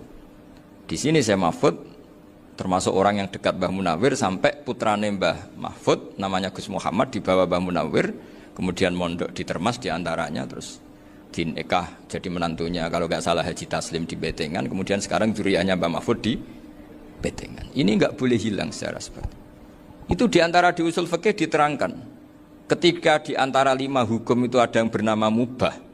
Mubah itu boleh dilakukan, boleh ditinggalkan, dan kalau dilakukan ya tidak berpahala, tidak disiksa. Itu ada ulama yang protes. Protes nggak bisa seperti itu. Itsma min mubahin ila wa tahaqqaqu bihi tarku haramimma. Fail zamu minas sukun tarkul qatli wa minas sukut tarkul qadaf. Tidak bisa, mubah itu tidak ada. Kalau kiai jagongan semalaman, itu Allah ngitungnya itu hada taroka dugem, wahada taroka delok dangdut, wahada taroka kada wakada. Oh, itu luar biasa. Dan kita ngikuti yang seperti itu saja. Gak usah tahajud, gak usah witir telulas, kaya ora kuat timbang gremeng. Sewengi jagongan, setan ngenteni kita tergoda maksiat, ternyata maksiatnya sampai tutup, kiainya masih apa? Jagongan. Jadi jagongan saja ada ilmunya bahwa itu perlawanan terhadap tarkul ma'asi. Sehingga bagaimana Anda katakan mubah ini mubah, toh gunanya adalah tarkul haram. Meskipun efek mubah juga bisa tarkul wajib, wae bojo blonjo turu. Ya kan wae ngrumati ibuke turu. Itu halal wajib. Jadi mubah itu resikonya ya bisa tarkul wajib, bisa tarkul haram. Sehingga kalau sanad ini terjaga secara baik, secara kultur, saya sering juga sakuan sama Gus Yofur, itu mesti tak niati gitu. Jagungan wong alim kuwi ibadah dan menikmati ibadah adalah dabul auliya wa dabul ulama. Kata Imam Ghazali, pada akhirnya waqud buhadatin al-istilzat bil mubahat. Kata Imam Ghazali, pada akhirnya qutbu hadatin, madaru hadatin, pokok dari agama ini adalah melawan kemaksiatan dengan kita menikmati al-istidzat bimubah. Kita menikmati sesuatu yang dibolehkan Allah Subhanahu wa taala. Dan seperti ini itu bisa qasmu dhuhri syaitan, bisa menghancurkan punggungnya setan. Karena kalau melawan setan dengan ibadah ini kadang kita capek selain isra potongan. Tapi nak kangkang ning komplek H gitu jagungan mbek kancane, ngenang melarate, mbok ngenang ora sekolah, ra munggah kenangan. Sing ra munggah diarani istiqomah. Gitu kan. Diarani tulus zaman, kok sing munggah dianggap kesusu. Saya ini punya pondok Quran, kalau ada yang hafal 3 tahun mesti digojol kancane. Gak apik kesusu itu. Kesusu itu mesti tidak barokah karena tergesa-gesa apa? Hatam. Sehingga yang enggak hatam-hatam itu kayak partai mayoritas. Ini yang partai tulis zaman katanya. Ahlus sabri katanya. Akhirnya di pondok gara-gara itu mau guyon, tapi enggak ada stigmasi yang enggak naik. Di Pondok Sarang itu saya punya temen itu banyak yang sekelas dengan saya, sekelas sama Gus Kamil, akhirnya sekelas dengan Gus Sofur. Padahal saya ini kakak kelas. Saya temannya, Gus Kamil temannya Gus Sofur. Ini anak ini nggak pernah naik, itu nggak dinyek, nggak dicibir di pondok. Karena guyonan tadi, guyonan bahwa ini bagian dari bentuk apa? Istiqomah. Nanti yang goblok juga tenang. Karena kiainya cerita, kadang santri goblok ya barokah. Di sini pondok akeh santri ya ora tau sinau ning omah dadi kiai gede. Selalu kiainya tuh cerita seperti itu. Akhirnya sing goblok ya bangga dengan kegoblokannya. Iya, jadi kiai itu orang yang meskipun guyon ini barokahnya Masya Allah. Dan setahu saya kiai-kiai alim itu ya senengannya guyon karena tadi guyon itu luar biasa. Bapak saya itu kalau pesan sama saya itu enak ngaji wis guyon nangis. Wong ning omah mikir utang, mikir wedi bojo macam-macam kok ngaji mbok jak nangis pisan, nangis ping pindho. Sudah jak guyon ae. Paling gak lali. Dan beliau punya dalil kul bi fadlillah bi rahmati fa bidzalika falyafrah. Jadi jangan sampai orang ini farah bil maksiat, jangan sampai orang itu. Dan ini yang saya kenang dari sekian cerita murid Bali. Mbah Ali Maksum ya senengane guyon. Gojol-gojolkan mbek santri guyon. Ini saya maklumatkan ke semua santri beliau bahwa ini bukan sekedar guyon, tapi al-istildzat bil mubahat. Ini adalah perlawanan terhadap setan karena banyak orang bisa senang tuh kalau nunggu maksiat. Ini bisa senang dengan sesuatu yang tidak maksiat. Itu kayak apa hebatnya? Makanya Nabi itu kalau ketemu sahabat ya sering ngendikan yang ringan-ringan. Ya Umar ma'afalan duher jong mana piye ije. Kalau ketemu anak kecil ya. Nanti ketemu yang tua-tua yang sudah nggak bisa mikir ya tetap cerita-cerita. Saya mohon sekali murid-murid kerap ya. Jangan hanya ngaji fikih. Kalau hanya ngaji fikih itu posisi Abu Hanifah itu seakan-akan nyuwun sewu orang yang sangat tidak ahli hadis. Karena beliau di situ kelihatan kalah sekali dengan Imam Syafi'i.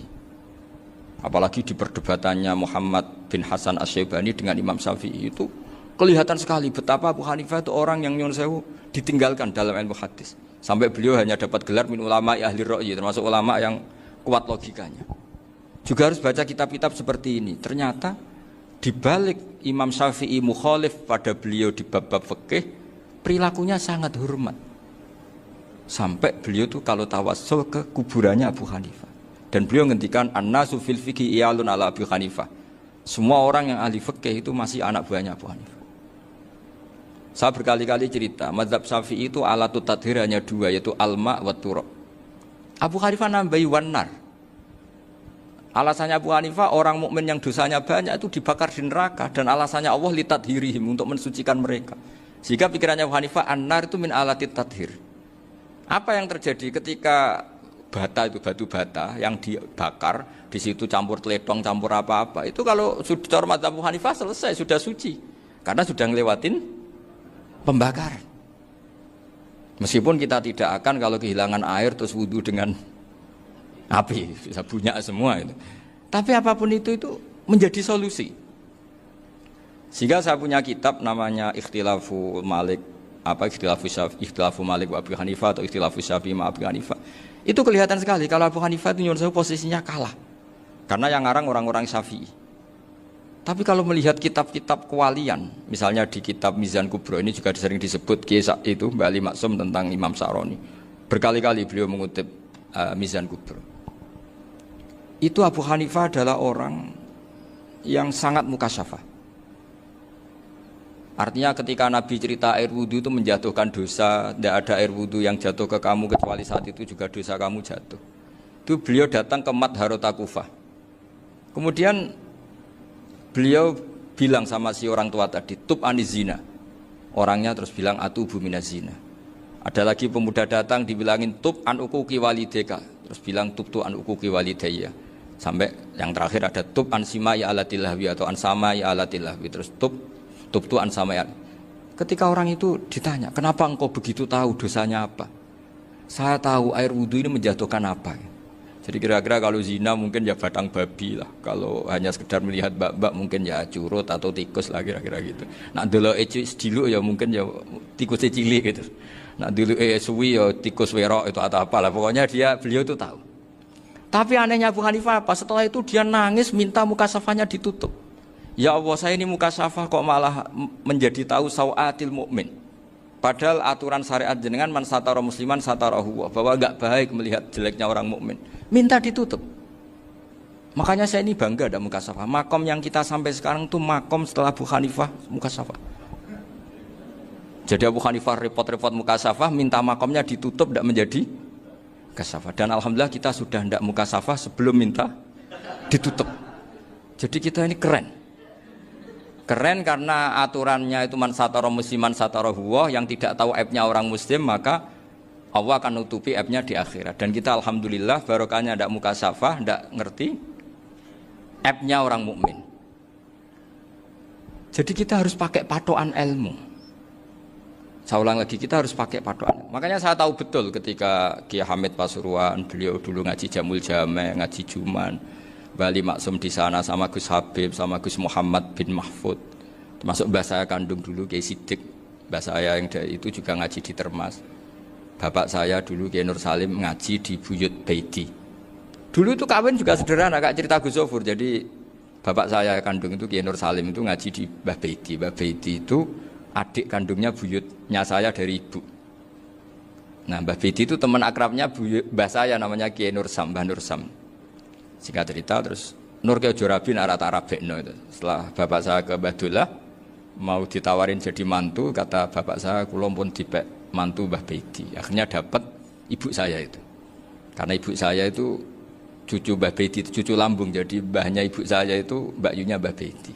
Namanya Mbah Sofia tadi yang dapat Mbah Idris itu. Yang Mbah Idris ini bin Umar. Ya Mbah Umar yang mbahnya Mbah Hamid itu. Hamid bin Abdul bin Umar. Kalau bahasa itu Fatimah binti Idris bin Umar. Dulu kecilnya Mbah Idris namanya Abdul Khalik. Kalau kecilnya Mbah Hamid namanya Abdul Mukti. Kalau kecilnya Mbah Maksum namanya Muhammadun kalau nggak salah. Dulu itu orang dulu itu namanya dua-dua karena diganti ketika musim apa? Haji. Jadi ini terjaga. Sehingga tidak ada ceritanya kiai-kiai yang jagongan kemudian santrinya itu yang agak-agak khawarit. Kiai kok sungi-sungi jagongan, gak tahajud, gak duha, itu tidak ada seperti itu. Karena ini dianggap fi'lul mubahat untuk melawan mungkarat. Jadi sehingga di kitab Ihya diterangkan, kamu jangan ngira orang-orang soleh ketika jagungan itu min ahlil bitolah wa takasur. Itu orang-orang yang pemalas itu enggak. Tapi mereka bisa mengasyiki Allah. Bahwa dalam jagungan ketemu teman ya asik, gejul-gejulkan sama Pak Maftuh ya asik. Dan keasikan ini bentuk perlawanan terhadap keasikan harus dengan maksiat. Itu kayak apa kalau kita ngaji sampai seperti itu? Termasuk tadi yang diceritakan Pak Maftuh kitab Hunyah. Semoga beliau cerita juga pernah belajar. Saya pernah belajar kitab Hunyah khatam. Itu diantara yang diceritakan Syekh Abdul Qadir Al-Jilani tadi kata beliau Al-Jilani dipakai Jim Al-Jilani. Ini agak beda dengan kita. Mbah Zubair itu punya kitab namanya Al-Qalaid Al-Uluiyah. Beliau menfatwakan nama-nama ajam itu kamu bebas. Ajamiyun fasna bihi masyita. Sehingga kita kalau punya kiai harus mau qolal ustukhri. Sehingga tak mau qolal istukhri. Tirmidzi juga nasibnya sama. Qolat rawahut Tirmidziyu. Sehingga tak rawahut Turmudziyu. Yang satu rawahut Tarmidziyu. Ya karena kita keluarganya Tarmidzi apa enggak gitu. Makanya kata Mbah Mun sama masih ingat. Kata cerita Gus Zufur tadi, adabnya Gus Zufur itu cerita tentang keluarga ibunya. Padahal keluarga ibunya juga orang-orang soleh yang luar biasa. Itu kata Mbah Mun, kowe roh jenenge Imam Bukhari tahu ya. Jenenge sapa? Saya nyebut Muhammad bin Ismail bin Ibrahim bin Mughirah bin Bardasbah. Lah iya Bardasbah mbok waca Bardisbah yo. Lah cara kene mbok Parmin mbok Parlan. Jadi Bardisbah mbok Bardasbah iku cara kene yo Parmin Bapak. Iku rak Mbah Fadl Senori dadi kabeh diwaca Arab. Jenenge Mbah Umar Harun. Dhisik yo wong Sarang, Mbah Harun mbok Kirun yo ora roh, wong dhisik yo wong kuno. Jadi kalau versi Mbah Fadl termasuk yang pertama bikin nasab Mbah Maksum itu tulisannya Mbah Fadl yang dikutip Habib Haidar tadi. Ya saya seperti Gus Zufur juga mencari-cari hubungan ulama-ulama di Jawa itu Mbah Mun itu kalau bicara mbahku orang sing jenenge Kiai Serut. Kalau ditulisannya Mbah Fadl itu Syaraf. Jadi Mbah Fadl itu fanatik orang-orang alim itu ditulis Arab, kalau Mbah Mun itu Jawa. Dulu tuh ada wali seto di daerah saya. Dulu orang ya janggal, ternyata ada sato itu kesamaan di Arabnya itu. Sehingga kiai-kiai itu ada fanatik Tirmidzi, Turmudi, Tarmidi, Jilani, Jailani karena ajamiyun fasna bihi masyita. Jadi kalau nama-nama ajam semongko lah baca sekenanya sementing. Cuma mungkin tahqiqnya benar Pak Maftuh tadi memang di Mu'jamul Buldan itu Al-Jilani bikasri jim ya sudah kita baca Al-Jilani. Sebab itu kayak Pondok Pelosok Lirboyo itu menurut saya bagus. Orang itu maknani betul sama gurunya. Kalau Sarang enggak.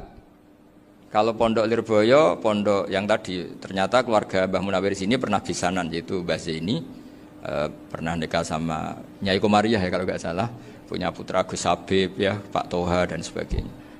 Itu betapa hubungan pondok Quran sama pondok kitab dulu itu nggak pernah terputus. Bapak saya selapal Quran itu dulu ngaji Mbah Zubair. Jadi bapak saya sering ngutip mu'en apa, padahal bapak saya itu terkenal tuh, beliau cita-citanya itu saya ingin hafal Quran kayak hafal Fatihah. Beliau itu sampai sepulahnya sekali. Karena beliau inginnya hafal Quran kayak hafal Fatihah. Termasuk murid terbaiknya Mbah Dullah bapak saya. Itu ya ngaji kitab. Sehingga kata Mbah Mun, jadi Mbah Munawir de mantu Bali Maksum. Itu ya sudah dipenggali. Sudah dipenggali dituruti pangeran. Lahirlah seorang Bali Maksum yang membawa. Jadi dulu itu ya Gus Muhammad yang ngaji di Termas, nanti Mbak Arwani sebelum ngaji di sini ngaji di Tebu Ireng. Sehingga Mbak Arwani bisa ngarang kitab. Beliau ngarang kitab tentang Sab'ah. Faidul Barokat namanya. Ya nulisnya ya fasih ya. Saya punya tulisan tangannya Mbak Arwani itu banyak. Saya juga punya tulisan tangannya Mbah Hasyim Asy'ari ketika nyurati buyut saya yang di Damaran itu pakai bahasa Arab. Jadi dulu itu Mbah Ali Maksum juga sama, surat-suratannya dulu sama tokoh-tokoh Muhammadiyah ya bahasa Arab. Nah ini harus kita dengar dari abna, dari bahwa Mbah Maksum kemarin yang diceritakan Gus Zafur di Mbah Maksum, kowe kudu belo NU, kudu tetap NU, tapi bukan dengan cara membenci Muhammadiyah. Tadi Pak Maftuh menguatkan sanad itu dari Pak Atabik bahwa Muhammadiyah termasuk ahli sunnah wal jamaah. Karena sama-sama tidak sabus sahabat, sama-sama ikromus sahabat dan sama-sama bermadhab. Nah soal akhirnya ada beberapa yang serapati seneng ngaji ini yang agak ribet. Tapi kamu tidak usah ngeritik Muhammadiyah agak seneng ngaji, kayaknya juga sama kita nggak seneng ngaji juga banyak itu. Jadi kalau ngeritiknya masalah itu kan kita ya agak-agak sama. Ya jadi ternyata di sini terus ini yang terakhir supaya nggak lama-lama. Bali juga punya sisi keras sekali. Jadi dalam hal-hal yang khas ini di halaman 87 itu keras sekali. Beliau ngendikan wahal bi jununun hatta usdira amri lil mu'minin alla yazuru rasulahum. Jadi ketika saya tadi sudah bilang bahwa beliau sering muji Ibnu Taimiyah dalam banyak hal. Tapi dalam banyak hal juga beliau mengkritik Ibnu Taimiyah ketika menafsirkan la tusaddur rihal illa ila salasati masajid. Kemudian Ibnu Taimiyah tidak mentasrekkan, tidak mensunatkan ziarah kubur Rasulullah sallallahu alaihi wasallam. Beliau mengkritik. Dan cara mengkritik adalah ngendikan ulaikal ladzina yuriduna ayyahulu bainahu sallallahu alaihi wasallam wa baina ummatihi fi nakhiyatin. Itu adalah orang-orang yang ingin membuat batas antara Nabi dan umatnya. Saya termasuk terinspirasi makalah Mbah Ali ini adalah bagaimana Anda mengkafirkan orang Islam berdasar qala Rasulullah sallallahu alaihi wasallam. Wan nabiyyu asyaddun nasi syafaqatan li ummati. Wan nabiyyu akhrasun nas, orang yang paling serius supaya umatnya ini selamat. Kemudian Anda dengan hadisnya Nabi mentafrik bainahu wa baina ummati berdasar dawuh Kanjeng Nabi.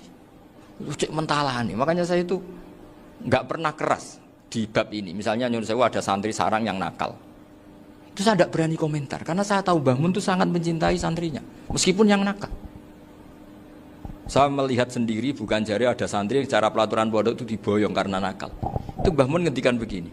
Ya cung yo ke diboyong itu cara aturan pondok. Nah aturannya pangeran ngger kowe tobat dadi wong apik ya dadi wong saleh. Ya kowe kudu tetep sering rene, kowe tetep santriku dunya akhirat. Soal pondok ya ben ana aturan, ben pancen kowe nakal nemen ya diboyong, tapi kowe tetep wong apik. Jadi karena kita tidak mungkin mentafrik bainahu wa baina talamidhi. Kita tidak mungkin mentafrik baina nabi wa baina ummati karena nabi adalah apa? Asyaddun nasi syafaqatan li ummati. Sampai saking sayangnya nabi itu ngendikan syafaati li ahlil kabair min ummati. Lho koyo apa baiknya nabi? Ora melok nakal, ora melok maksiat, tapi melok nanggung swargane. Iku waktu gali sampean wis kowe utang gak apa-apa, bangkrut gak apa-apa, sing nyaur bapak. Gua sampean ngono top tenan. Anake yo ngawur tenan maksudnya itu, tapi top tenan. Lah nabi ku umate sing dosa iku umate, nabi sing nyuwun sewu, cara Jawane sing kangelan nyafaati. Karena nabi gak boleh dipisahkan dengan umatnya. Makanya kata Mbah Ali Maksum, ulaikal ladzina yuriduna ayyahulu bainan nabi wa baina ummati. Itu mereka adalah orang yang ingin memisahkan nabi dengan umatnya. Masa kita ngafirkan umatnya nabi berdasar dawuh nabi? Itu kan sama, saya benci santri Anwar berdasar dawuh Mbah Mun, padahal orang tahu semua begitu sayangnya Mbah Mun terhadap santrinya. Sama juga kamu benci santrinya Mbah Ali Maksum berdasar dawuh Mbah Ali, padahal beliau sangat mencintai santrinya. Nah kultur-kultur seperti ini tidak boleh hilang. Kita punya sanad, punya guru, punya keluarga yang sama. Jadi mbah-mbah saya itu orang Tuban, dekat sama posisi Ibrahim Asmorokonti tadi yang diceritakan. Jadi di kampung saya, kampungnya bapak saya itu ada makamnya Siti Syariah, itu mbak kandungnya Sunan Bonang. Dan bapak dulu sering ngajarin ziarah saya ke Mbak Asy'ari. Mbak Asy'ari itu bin Jumadil Kubro, berarti Mbak Asy'ari itu saudaranya Mbak Ibrahim Asmorokonti, gurunya Sunan Bonang. Jadi Sunan Bonang ke Tuban tuh karena disuruh ngaji sama Mbak Asy'ari, Mudin Asy'ari itu yang di Bejagung itu. Jadi ini semua sanatnya itu jelas, aturannya jelas. Kan Sunan Bonang bin Ampel bin Ibrahim Asmorokonti bin Jumadil Kubro. Lah yang Mbak Asy'ari ini adiknya Ibrahim Asmorokonti, makamnya di Bejagung di Tuban. Dulu Sunan Bonang sebelum ngaji kemana-mana ngaji di Bejagung itu di Mbak Asari itu. Terus kemudian Sunan Bonang hidup di Lasem, di Pasujudan di Lasem. Makanya Lasem banyak orang alim karena ya dulu Sunan Bonang itu di antara aktivitasnya itu di Pasujudan di Lasem itu. Wafatnya kila di Bonang, kemudian mau dibawa orang Madura ke Madura, terus diambil Mbak Asari, pernah mbahnya karena Muammar Mbak Asari, terus dimakamkan di Bonang. Jadi cara berpikir Mbah Ali ini menginspirasi saya. Kita tidak boleh mengkafirkan umatnya Nabi berdasar dawuh Nabi. Karena apa? Itu yang tidak diinginkan Nabi. Nabi itu inginnya yang di luar itu masuk, bukan yang sudah di dalam dikeluarkan. Itu kata beliau, ulaikal ladzina yuriduna ayyahulu bainan nabi wa baina ummati. Orang-orang yang tidak mentasrek ziarah pada Nabi adalah orang-orang yang ingin memisahkan Nabi dengan. Dan begitu kias berikutnya, orang-orang yang sidik-sidik muni ini kafir, ini sudah enggak benar, inilah yurja khairuhu. Itu orang-orang yang memisahkan. Dan lucunya berdasar dawuh Nabi. Makanya semua kalau sampai ngaji Mizan Kubro, ini kitab yang sering dikutip Bali Maksum. Ketika Nabi ngintikan laisa minna man ghasyana. Laisa minna man latamal hudud wa syaqqal juyub wa da'a bi ta'wal jahiliyah. Laisa minna min tilkal khoslah. Semua ulama mentafsiri laisa minna fi tilkal khoslah, bahwa dalam hal itu Islam tidak bertanggung jawab. Masa menipu berdasar dibolehkan Islam kan tidak mungkin. Semua perilaku yang salah disebut Nabi laisa minna fi tilkal khoslah, bukan laisa minna fayakunu huwa kafirun. Tidak ada satu ulama yang mengatakan laisa minna berarti orang ini kalau menipu sudah kafir. Ketika dosa ya sak dunya kafir kabeh. Siapa enggak pernah menipu? Sekedar pernah. Siapa enggak sering menipu bahkan? Hobi kadang ya rezekinya dari nipu. Lah itu kalau betul maknanya laisa minna terus kafir, semua orang di dunia kafir. Karena siapa sih yang selain Nabi yang enggak, selain Nabi kan enggak mungkin apa? Maksum. Belum lagi menurut teori usul fikih ada nipu yang wajib. Ya kan, misalnya kita orang baik ketemu orang dolim yang memburu perempuan mau diperkosa terus bersembunyi yang kita tahu. Kita wajib nipu apa wajib jujur? Ketika orang dolim tanya, perempuan tadi kemana? Wajib nipu apa wajib jujur? Wajib nipu, karena kalau kita jujur berarti memberi peluang orang dolim menemukan buruannya. Jadi betapa alimnya. Dan ketika kitab Mizan Sa'roni dipakai Bali, dipakai Mbah Mun, saya pernah ngaji Mbah Mun, terus kita tahu maknanya laisa minna fi tilkal khoslah. Sehingga kita tidak mengatakan laisa minna dengan terjemahan letterlek tidak termasuk umatku. Kita tidak akan menambahi fakta frek fayakunu kafirun, tidak akan selamanya. Karena maknanya laisa minna fi tilkal khoslah. Kenapa kita selalu begitu? Karena enggak mungkin kita memisahkan umatnya Nabi dengan Kanjeng Nabi berdasar dawuh Kanjeng Nabi. Karena Nabi adalah berstatus bil mukminina raufur rahim. Ya ayyuhalladzina amanu eling-eling wong sing iman uskuru ilinga sira kabeh nikmat wa nikmate apa nikmat alaikum ing atase sira kabeh. Kula nu gadah kitab Musnad Ahmad iki. Rungokno niki, kula gadah kitab menapa Musnad Ahmad. Imam Ahmad iku satu-satunya ulama sing nate dipenjara lama gara-gara dipeksa darani Quran napa makhluk nggih. Quran napa makhluk. Singkat cerita itu, ini cerita ya betapa nubuah itu terwarisi. Musnad Ahmad itu kitabnya 14 jilid. 14 jilid itu sak jilid ini besar sekali. Kalau Bukhari kan jilidannya kecil-kecil, itu mau papat. Kowe delok Bukhari wis mriyang, Musnad Ahmad itu 14 jilid. Jilidane gede-gede. Iku dhisik zaman Imam Ahmad Sugeng, kertas dhisik kan gede-gede. Terus nulis wong dhisik gede-gede iku dimot onto ora kuat. Saiki kan ketulisan kan cilik-cilik. Riyen kertasnya sak meja-meja ngeten iki, Kang. Terus tulisan niku ya kayak delok film Cina lho. Tulisan kan gede-gede.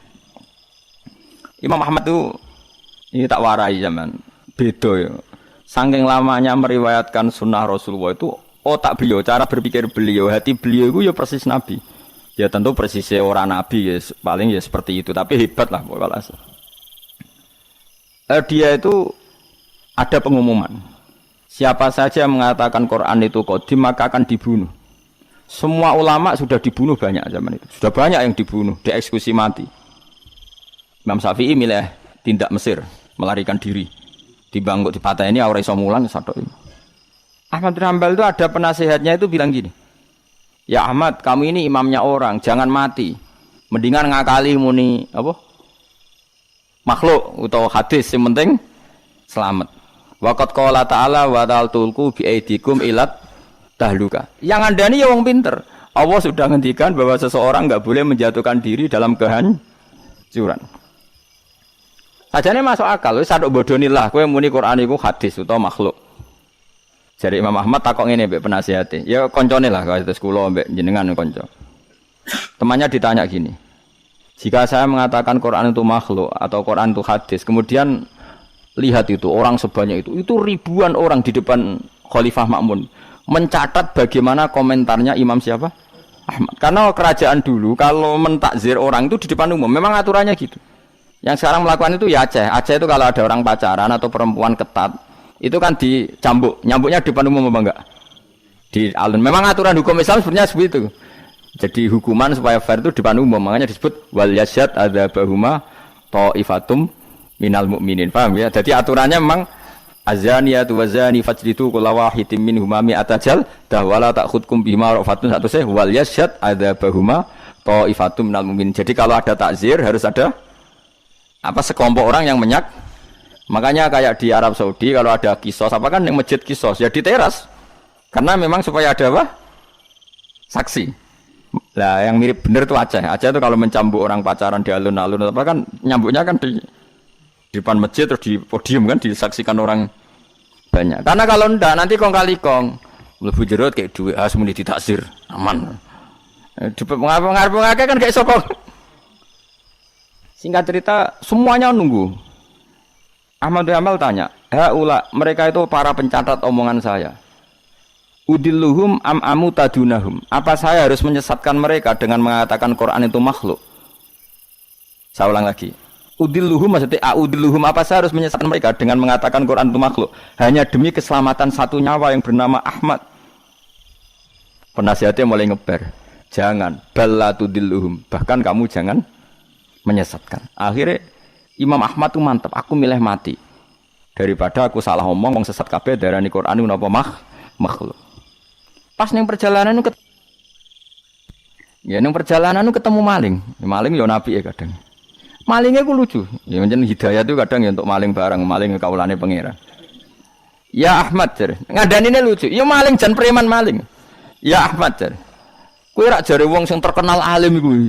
Hakadha qaulu. Yo kata orang-orang sih aku wong alim. Ya orang muni yo hakadha qaulu. Ya mereka ngomentari saya aku alim-alime wong. Hakadha qaulu, mereka mengatakan demikian. Kowe tak critani. Aku iku maling. Wah digepuki polisi iku ora ketung 1000 pira. Tetep tak pertahankan. Padahal aku bodoni ya maling tenan, tapi demi aku bodoni wae sanggup dijilid ping 1000. Kowe demi hak buang kene ora kuat. Dicibir kok gak maling. Wah Ahmad bin Hanbal tambah semangat siap dicambuk mergo maling wae demi batil. Wani aku demi hak kok gak wani. Malingnya preman. Aku biasa bodoni. Orang maling tapi ngaku ora maling, ditutuki terus ben ngaku tetep ora ngaku. Padahal demi batil, mosok jenengan demi hak rawani. Mulane kata Imam, ketika dia dicambuki bahkan ada 2 unta, yang satu bawa kaki satu, yang satu kaki satu, berjalan berlawanan. Ahmad bin Hanbal pingsan. Setika sadar dibegitukan lagi, berkali-kali pingsan lagi. Ahmad bin Hanbal jare lam azal qaulu zalika sarik yu'allifuni. Aku iku ora gingsir-gingsir ndongakno maling iku. Mergo kata-katane iku mengiang-iang ning ati kene. Dadi Ahmad bin Hanbal pasti penjara sing dieling-eling nasihate maling mau piye gitu. Lam azal atarhamulahu Sulaiman Hanbal, aku ora gingsir-gingsir ndongakno maling mau. Cek mandine kalimate. Menawa malinge bariku dadi wali mergo didongakno Ahmad bin Hanbal. Nah ini seperti ini itu sudah nubuwah. Nak nuruti fikih formal, saya ulang lagi, nuruti fikih formal, Ahmad bin Hanbal boleh bodoni mergo ana ayat wala tulqu bi aidikum ila tahluka, jangan jatuhkan diri kamu pada kerusakan. Padahal dia jelas kalau mengatakan Quran qadim dia dipenjara, dia dibunuh. Tapi kata Ahmad bin Hanbal, tapi kalau saya mengatakan kemudian orang mengikuti fatwa saya dan dikira benar, maka udilluhum, saya menyesatkan mereka. Apa saya harus menyesatkan mereka? Kata penasihatnya ya sudah. Tafadhol ya Ahmad. Akhirnya Ahmad milih mati. Tapi jenenge wong keramat bareng disiksa berkali-kali gak mati. Pas jeda 3 hari khalifah mati. Khalifah mati diganti khalifah yang sangat menghormati Imam Ahmad. Barang menghormati dia ini didadekno qadil qudot, dikai dhuwit, dikai penghormatan, dhuwite cara saiki miliatan. Ahmad bin Hanbal gentenan nangis. Ya Allah, apa seperti ini Engkau memperlakukan kekasih kamu? Ternyata balak dihormati luwih gede. Kula riyen disiksa pun kiyat. Tapi apa saya kuat disiksa duwe dhuwit? Akhirnya ditolak. Ya Allah, saya kuat menerima siksaan itu demi Engkau. Masa saiki dikonversi jadi dhuwit. Menolak juga. Menolak di penjara mergo mau hadiah. Jadi penjara ping pindho. Nak kowe kan gak barokah. Maksud dhuwit is barokah. Barokah mbahmu. Orang dulu karena mereka itu nubuwah. Nubuwah itu disiksa yo fitnah, dhuwit yo fitnah. Nah, kowe kan gak nubuwah, disiksa lara, dhuwit empuk. Wis pokoke ya tapi ora apa-apa wong kowe ra Imam Ahmad bin Hambal, ben sing bener ya sing ngono-ngono iku. Mane ulama-ulama nang ngendikan Ahmad bin Hambal hujjati fi ma baini wa bainahu. Kula alhamdulillah termasuk gadah kitab Ahmad bin Hambal kathah. Jadi kitab Musnad Ahmad itu regane 2.700.000. Niku kula gadah kalih. Karena saya diadat kitab niku 2 percetakan, 2 penerbit. Kuwatir kula kalau satu penerbitnya ada masalah, saya bisa mengakses penerbit yang apa? Berbeda. Misalnya kalau naskahnya kurang apa? Jelas atau ada masalah.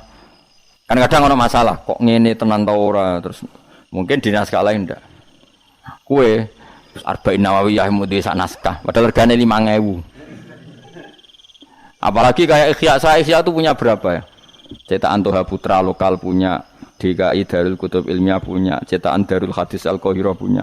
Semakin kita pinduk samalah punya banyak cetakannya. Karena tadi jagani kalau ada salah naskah atau ada beret atau apa yang enggak jelas, saya bisa ngakses.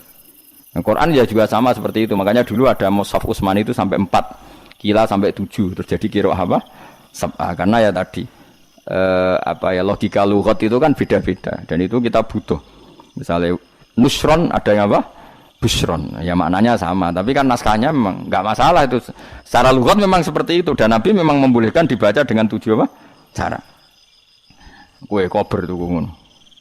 Karena saya pengagum Imam Ahmad. Karena itu otaknya, pikirannya, mentalnya sudah nubuwah. Pikiran dia paling ketika saya heroik di dunia itu adalah kenangan terbaik saya saat saya di akhirat. Nah, menurut saya sekarang yang paling mudah itu kan sujud. Sujud itu enggak ada yang nyalahkan kamu. Paham ya? Negara juga enggak melarang. Nak kowe demi heroik terus jadi ekstremis kan orang mesti sahid. Semua itu kowe ora di penggemar. Bareng ditembak ora ono sing kenal malah gak keren. Tapi nak sujud kan gampang. Semurah, mudah. Wis gampang lah pokoknya gampang. Mulane kula seneng nek ana cerita-cerita wong kabudut sujud dihormati, seneng lah. Meskipun kowe ora pernah pas sujud, ngel-ngelo wong. Ngono imbo-imbo. Dadi malah repot kabeh. Ya dadi kula warai iki, carane berpikir nubuwah wau nggih. Bayangno itu identitas kamu di akhirat. Tentu setelah kita di akhirat ukurane napa simahum fi wujuhihim min athari sujud. Ya ayyuhalladzina amanu eling wong sing iman uskuru ing sira kabeh nikmat Allah nikmate Allah alaikum ngatasi sira kabeh. Idzan nalikane teka kum sira kabeh apa junudun apa pasukan. Pasukan minal kufari sanging pira-pira wong kafir. Ini perang Khandaq. Mutahazibuna tur koalisi kabeh. Utawa ngepung kabeh, balanan kabeh. Cara saiki koalisi kabeh. Napa balanan kabeh. Orang-orang kafir yang berbagai faksi itu semuanya sepakat nyerang Kanjeng Nabi. Ayyama khafril Khandaqi ing dalem dina-dina pas ngeduk Khandaq. Fa arsalna mongko ngutus ingsun ngongkon ingsun rihan ing angin wa junudan lan ing pira-pira pasukan lam taro kang ora ningali sira kabeh ing junud mina malaikati sange malaikat. Wong sing iman kowe iku eling ketika Allah nyelametno kowe pas perang Khandaq. Yaiku pasukan wong kafir sing koalisi dihancurkan oleh angin dan pasukan malaikat yang kamu tidak melihat. Wa kana lan ana sapa Allah bima klan perkara ta'maluna kang lakoni sira kabeh iku basiron mirsani.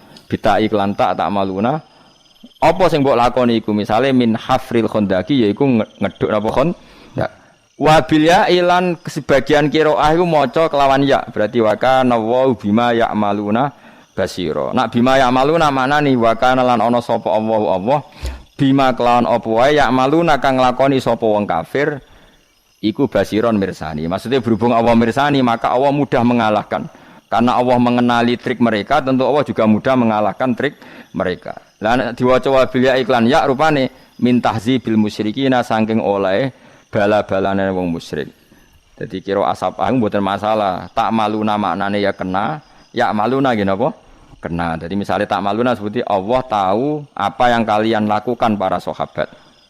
Yang dilakukan para sahabat apa? Ya bela Nabi, bikin khandaq, bela kepentingan Islam. Misalnya Allah pirsa apa yang mereka lakukan.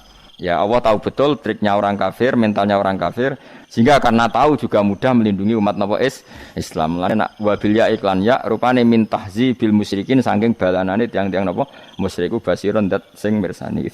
Ada seorang wali kalau munajat matur teng pangeran, ya Allah, angen-angen yang panjang itu menipu saya, nggih, seneng dunia merusak saya, setan menyesatkan saya, nafsu yang memerintahkan keburukan menghalangi dari kebaikan, terus teman buruk pasti akan menolong atau membantu keburukan. Wa qarinusu alal maksiyah anan. Niki teori umum. Terus kemudian wali itu bilang fa'alisni ya yasal mustagisin, maka tolonglah saya ya Allah karena engkau adalah zat yang menolong orang yang minta tolong. Mesti minta tolong lawan nafsu, ngelawan hubul dunya, ngelawan tulul amal. Terus fa'ilam tarhamni famang dalladzi yarhamuni. Kalau engkau tidak kasih sayang sama saya, lalu siapa yang bisa mengasihi saya? Iki dawuhe wali. Ngene iki napa nggih cara tiyang sakniki psikologi niku tiyang wong ati cilik napa? Wong ati cilik. Jenengan mbek kula wis wong dablek dadi ora usah wedi donya. Dadi nek sampean kan angen-angen urip sugih, nek sugih ngamal bangun masjid. Dadi tulul amale sampean itu keren napa? Kaya ono sugih bangun apa? Masjid terus bojo papat. Nurut kabeh ana tambane. Papat nurut kabeh. Dia anak soleh kabeh. Allah. Iku ora tulul alim kabeh. Iku ora tulul amal iku fantasi iku jenenge. Itu fantasi. Wa hubbud dunya ahlakani. Seneng donya ku ngrusakno kan gak seneng duwe dhuwit, duwe mobil, ngaturi kiai, ngurmat mai kiai. Soale dadi apik. Wa syaitanu adolani lani bener nih. Setan menyesatkan saya. Jadi cari sing aran hikam lucu, sing aran hikam ngendikan ngene. Pangeran saking senenge menungso. Iku nak sesate digolekno kambing hitam, iku digekno setan. Jadi nak berpikir, jadi bagus lah maksudnya. Bagus iku. Kan kok kowe ini wis sesat to? Nah, kok nak ketemu pangeran, kenapa kowe sesat? Niku wonten setan lho bagus. Ya kemungkinane loro, pangeran maklumi mergo kowe korbane setan utawa mah ngebresno kowe ning siksa. Mergo ngambing hitam napa? Setan. Kemilan iki potensine. Jadi nak cara hikam niku setan mindilu hadidar mindil niku tisu atau kacu. Setan tiga pangeran itu tinggal lap. Jadi karena Allah itu mencintai manusia, kemudian saking cintanya Allah kepada manusia, kalau ada kesalahan itu ditimpakan ke setan. Ini bagus. Itu kalau setan masih makhluk yang lain yang menyesatkan kamu. Problemnya kamu sudah menjadi setan, itu masalahnya. Makanya sebetulnya kalau masih begitu nggak apa-apa. Misalnya ini lah kemana? Ono wong ayu ngerayu kowe, wengkek, ngerayu terus menerus. Kira-kira bojomu iku nyalahno kowe ta nyalahno cahayu sing ngerayu kowe? Enggak sing normal ya. Nyalahno sing ngerayu. Mergo kowe reputasine khusuk misal. Khusuk campur adi duwe itu kan solid biasanya. Wong lanang solid itu nanti dua satu khusuk nomor adi duwe. Iku solid dari godaan setan. Ada khusuk tok di duwe masalah. Utawa di duwe tetap khusuk masalah, tetap pola. Pokoknya paling solid. Nak kepengen nolak apa? Setan khusuk berat di duwe. Wah iku hebat. Itu benteng terbaik. Tapi kira ora siap kan? Ya orang ora iso ngerayu to, nang SMS yo dhuwit kok. Traktir yo. Terus wong nek nanti dhuwit aurane ra ono, wedok delok wis ora seneng. Wong nyisi ubel ora kuat. Wis melarat iku masyaallah tenan. Barokah mesti dalam dunia ini barokah. Melarat campur apa? Khusyuk. Mereka nak melarat rada khusyuk akan berusaha semaksimal mungkin di duit, mbok nyolong, mbok nyopet, wong jenenge ra duwe khusyuk. Nah begini, makanya wali-wali itu melawan ini, tak warai. Kalau dulu itu nyun sewu dulu itu saya tidak senang kalau misalnya ada orang kok ingin jadi wali itu dulu saya tidak senang. Enggak senangnya bukan karena apa-apa, karena tak anggap itu berlebihan, namanya berlebihan wong soleh pas-pasannya kok kepengen jadi wali gitu. Nomor dua kan enggak baik lah kita nyanyi Abdul Qadir Jilani, nyanyi Mbah Hamid Pasuruan, nyanyi wali-wali sing resmi lah. Selain itu masyarakat juga siap. roh boe terus dadi wali. Maksudnya kok ora ikhlas lah. Ndak keriting terus wali kan. Maksudnya nak kowe lho nak wong liya dadi wali monggo lah. Gak misalnya ujuk Mustafa Wali kowe gelem nyucup gak misalnya ujuk taruhin ujuk dadi wali kan koyo keberatan. Maksudnya ya bukan apa ini kan menyangkut harga diri you know? Tenan sing dadi wali ku wong ganteng-ganteng Mbah Mun Salim Alamah ganteng sepuh kan gampang lah ikhlas itu. Memang iya terus. Tapi setelah saya mengkaji saya itu dapat satu alamat itu tetap bagus. Kowe ben dadi wali ya apik, ben dadi ahli swarga ya apik. Karena itu termasuk Allah bikin cara ini tenan. Kalau nganti ngomong ini ngarepe pangeran, saya akan tanggung jawab sampai sebenarnya ketemu Allah. Rangsangan ini itu bagus karena itu satu-satunya cara atau di antara cara di mana kamu itu bisa nikmati kebaikan. Bayangno iso dadi wali kaya wali-wali ya aja kaya Abdul Qadir lah keduren. Ketua wali sitok wae. Maksudnya sing wali-wali biasa wae. Karena manusia itu kadang idolakan wong ayu, idolakan artis, idolakan pemain sepak bola, idolakan yang sifatnya duniawi. Artinya di antara cara Allah mensolehkan seseorang itu idolakan apa? Wali. Sehingga dia ini terus gara-gara idolano wali, krungu-krungu syaratnya jadi wali ku wiridan, bengi-bengi wiridan. Meskipun motifnya kepen jadi wali. Meskipun malaikat ya ada respon maksudnya. Maksudnya mangkelnya malaikat. Wiridan arang-arang yang kepengen jadi wali. Kowe ra kena azab wis apik, mesti malaikat ya responnya gitu. Tapi itu bagus lah.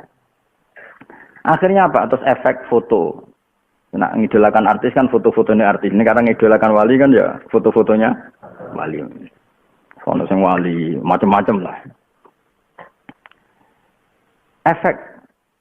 Terus penyebutan. Akhirnya sering nyebut misalnya wali-wali alim lah misalnya. Siapa saja orang alim kan pasti wali ya. Akhirnya sering nyebut orang-orang alim. Akhirnya apa? Rumah itu Ibbi zikri solihin tatana zalul barokat. Rumah itu akhirnya sering nyebut misalnya Mbah Mun, Mbah Hamid, Mbah Ali Maksum, Mbah Munawir, Mbah Arwani. Pokoknya nyebut. Coba kalau kamu idolakan yang tidak wali. Akhirnya anak pertama itu kebenaran.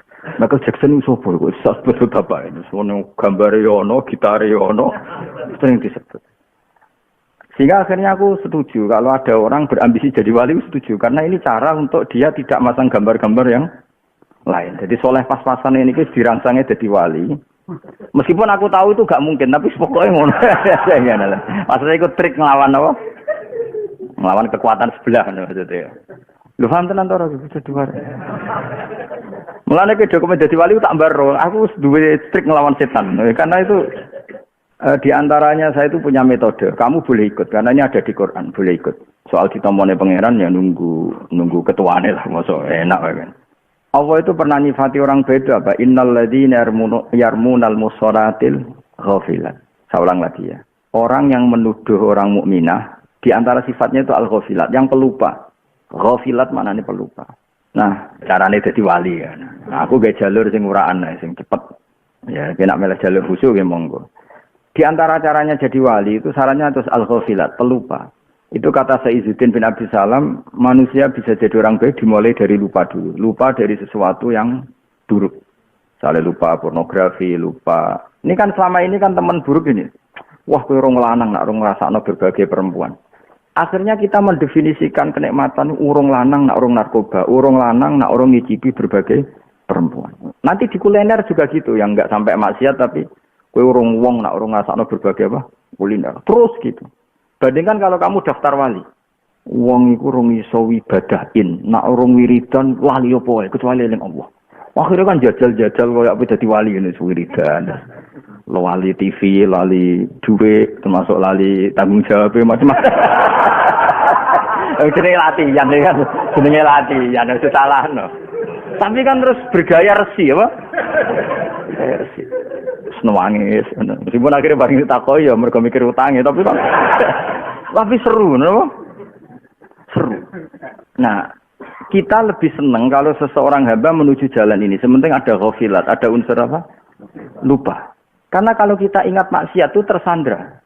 Jajal lah kan ke gua bar ning kamar ke gambar wong wayu montok wayu. Narang ngenes. Ngenes siji kok aku ora di bojoku ngono iku wis kan. Terus ketika kamu melawan tidak zina itu butuh perjuangan. Tapi coba kalau kamu lupa sama sekali tentang itu, kan nyaman hidup itu. Maka syarat kenyamanan adalah al-ghafilat, lupa hal-hal yang menyibukkan, lupa hal-hal yang menggiurkan. Makanya banyak wali, yang pertama metode jadi wali itu rumahnya itu dipasangi kuburan. Masyhur itu ada wali bikin kubangan kuburan, dikai kafan. Kemudian sholat kebar delok iku sholat meneh. Saiki ora digo seni. Wah repot kena seniman kok opo dadi apa? Seni. Pemenang Joko ono es apa? Dracula, es pocok ngono akhire barang-barang ngono serama. Jadi saya pastikan kalau sampean ingin jadi wali itu tak terima. Soal sahnya nanti dipertimbangkan. Tapi yang jelas itu awal kebaikan karena tadi kalau kamu berteman orang jelek, mesti gojlokan ngono. Wah, kayak wong lanang opo mau ora rasane wong Indonesia, ora rasane wong Thailand, wong India. Itu provokasi terus. Di narkoba juga gitu, di uang gitu, di kuliner gitu. Meskipun kuliner tidak sedosa itu ya. Tapi kan akhirnya orang itu termotivasi untuk halal ke sana.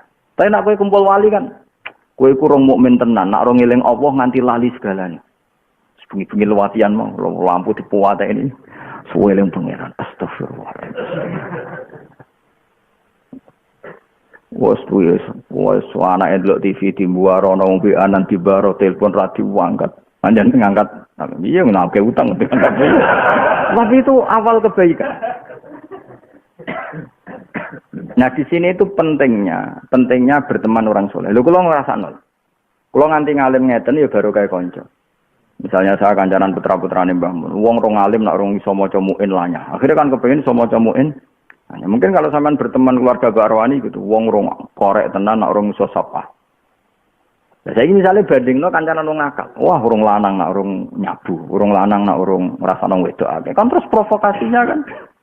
Makanya di sini di antara fatwa beliau apa?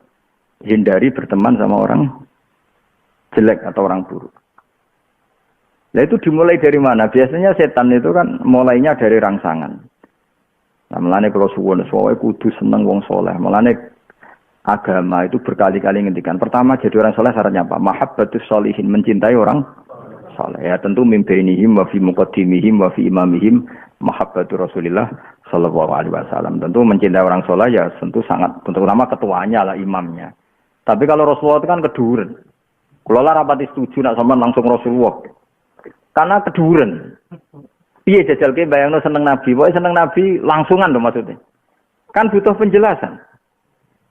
Lalu seneng di bab apa? Makanya tetap harus ada tahapannya ulama dulu. Maksudnya ya mesti seneng Nabi ku mesti, tapi ada apa? Tahapannya. Karena kalau kamu muni langsung seneng Nabi, problemnya adalah riwayat yang kamu terima itu apa? Dan kadang itu riwayat yang tidak benar. Banyak wali yang mengartikan faulaika ma'alladzina an'ama Allahu 'alaihim minan nabiyina wasiddiqina wasyuhada'i sholihin, bahwa untuk mencintai itu urut, mencintai sholihin dulu, diwalik. An-nabiyyin wasiddiqin wasyuhada, berarti mencintai sholihin dulu, baru mencintai syuhada, baru mencintai siddiqin, baru mencintai para nabi. Karena kamu kalau langsung para nabi itu resikonya secara riwayat, engkau nang misalnya enak ya jadi nabi, misalnya, wah anak buah deh. Terus nyuwun sewu garwane akeh kan terus repot ya. Khayalmu itu salah gitu. Tapi kalau kamu cinta Nabi dibina ulama, napa dibina ulama. Niati rabi nguatno Islam, niati ngumpuli bojo ben anak turune nglahirno wong soleh. Terus seneng Nabi kan pas. Oh nak ngono mandekman Nabi garwane akeh njen ngrumat wong akeh. Nak ngono Nabi zuriyae akeh dadi habae wong soleh-soleh. Mergo memperkuat wong sujud, wong Islam. Kan terus pas antarane seneng be ilmu itu pas. Coba kalau orang misalnya seneng Gus Ba tapi gak pernah ngaji, jarang. Kan enak mesti pikiran enak dadi Gus Ba. Umate wae. Dikon mati yo nurut, kon nyemplung sumur yo nurut. Oh terus kacau. Carane seneng yo kacau kan? Tapi kalau senengnya bil ilmi, paham nggih maksud saya seperti itu. Jadi tentu kita langsung seneng Nabi tentu. Tapi dengan cara sing diriwayatno ulama. Makanya masyhur itu ada pepatah laula murabbi lama arafna rabbi. Tanpa yang mendidik kita tidak tahu Tuhan. Walau lal ulama lama arafnal anbiya. Kalau tidak ada didikan ulama kita pun tidak kenal. Assalamualaikum warahmatullahi wabarakatuh. Syukur alhamdulillah kita dapat berjumpa lagi di channel ini. Salawat serta salam semoga tetap tercurahkan pada junjungan kita baginda Nabi Muhammad sallallahu alaihi wasallam.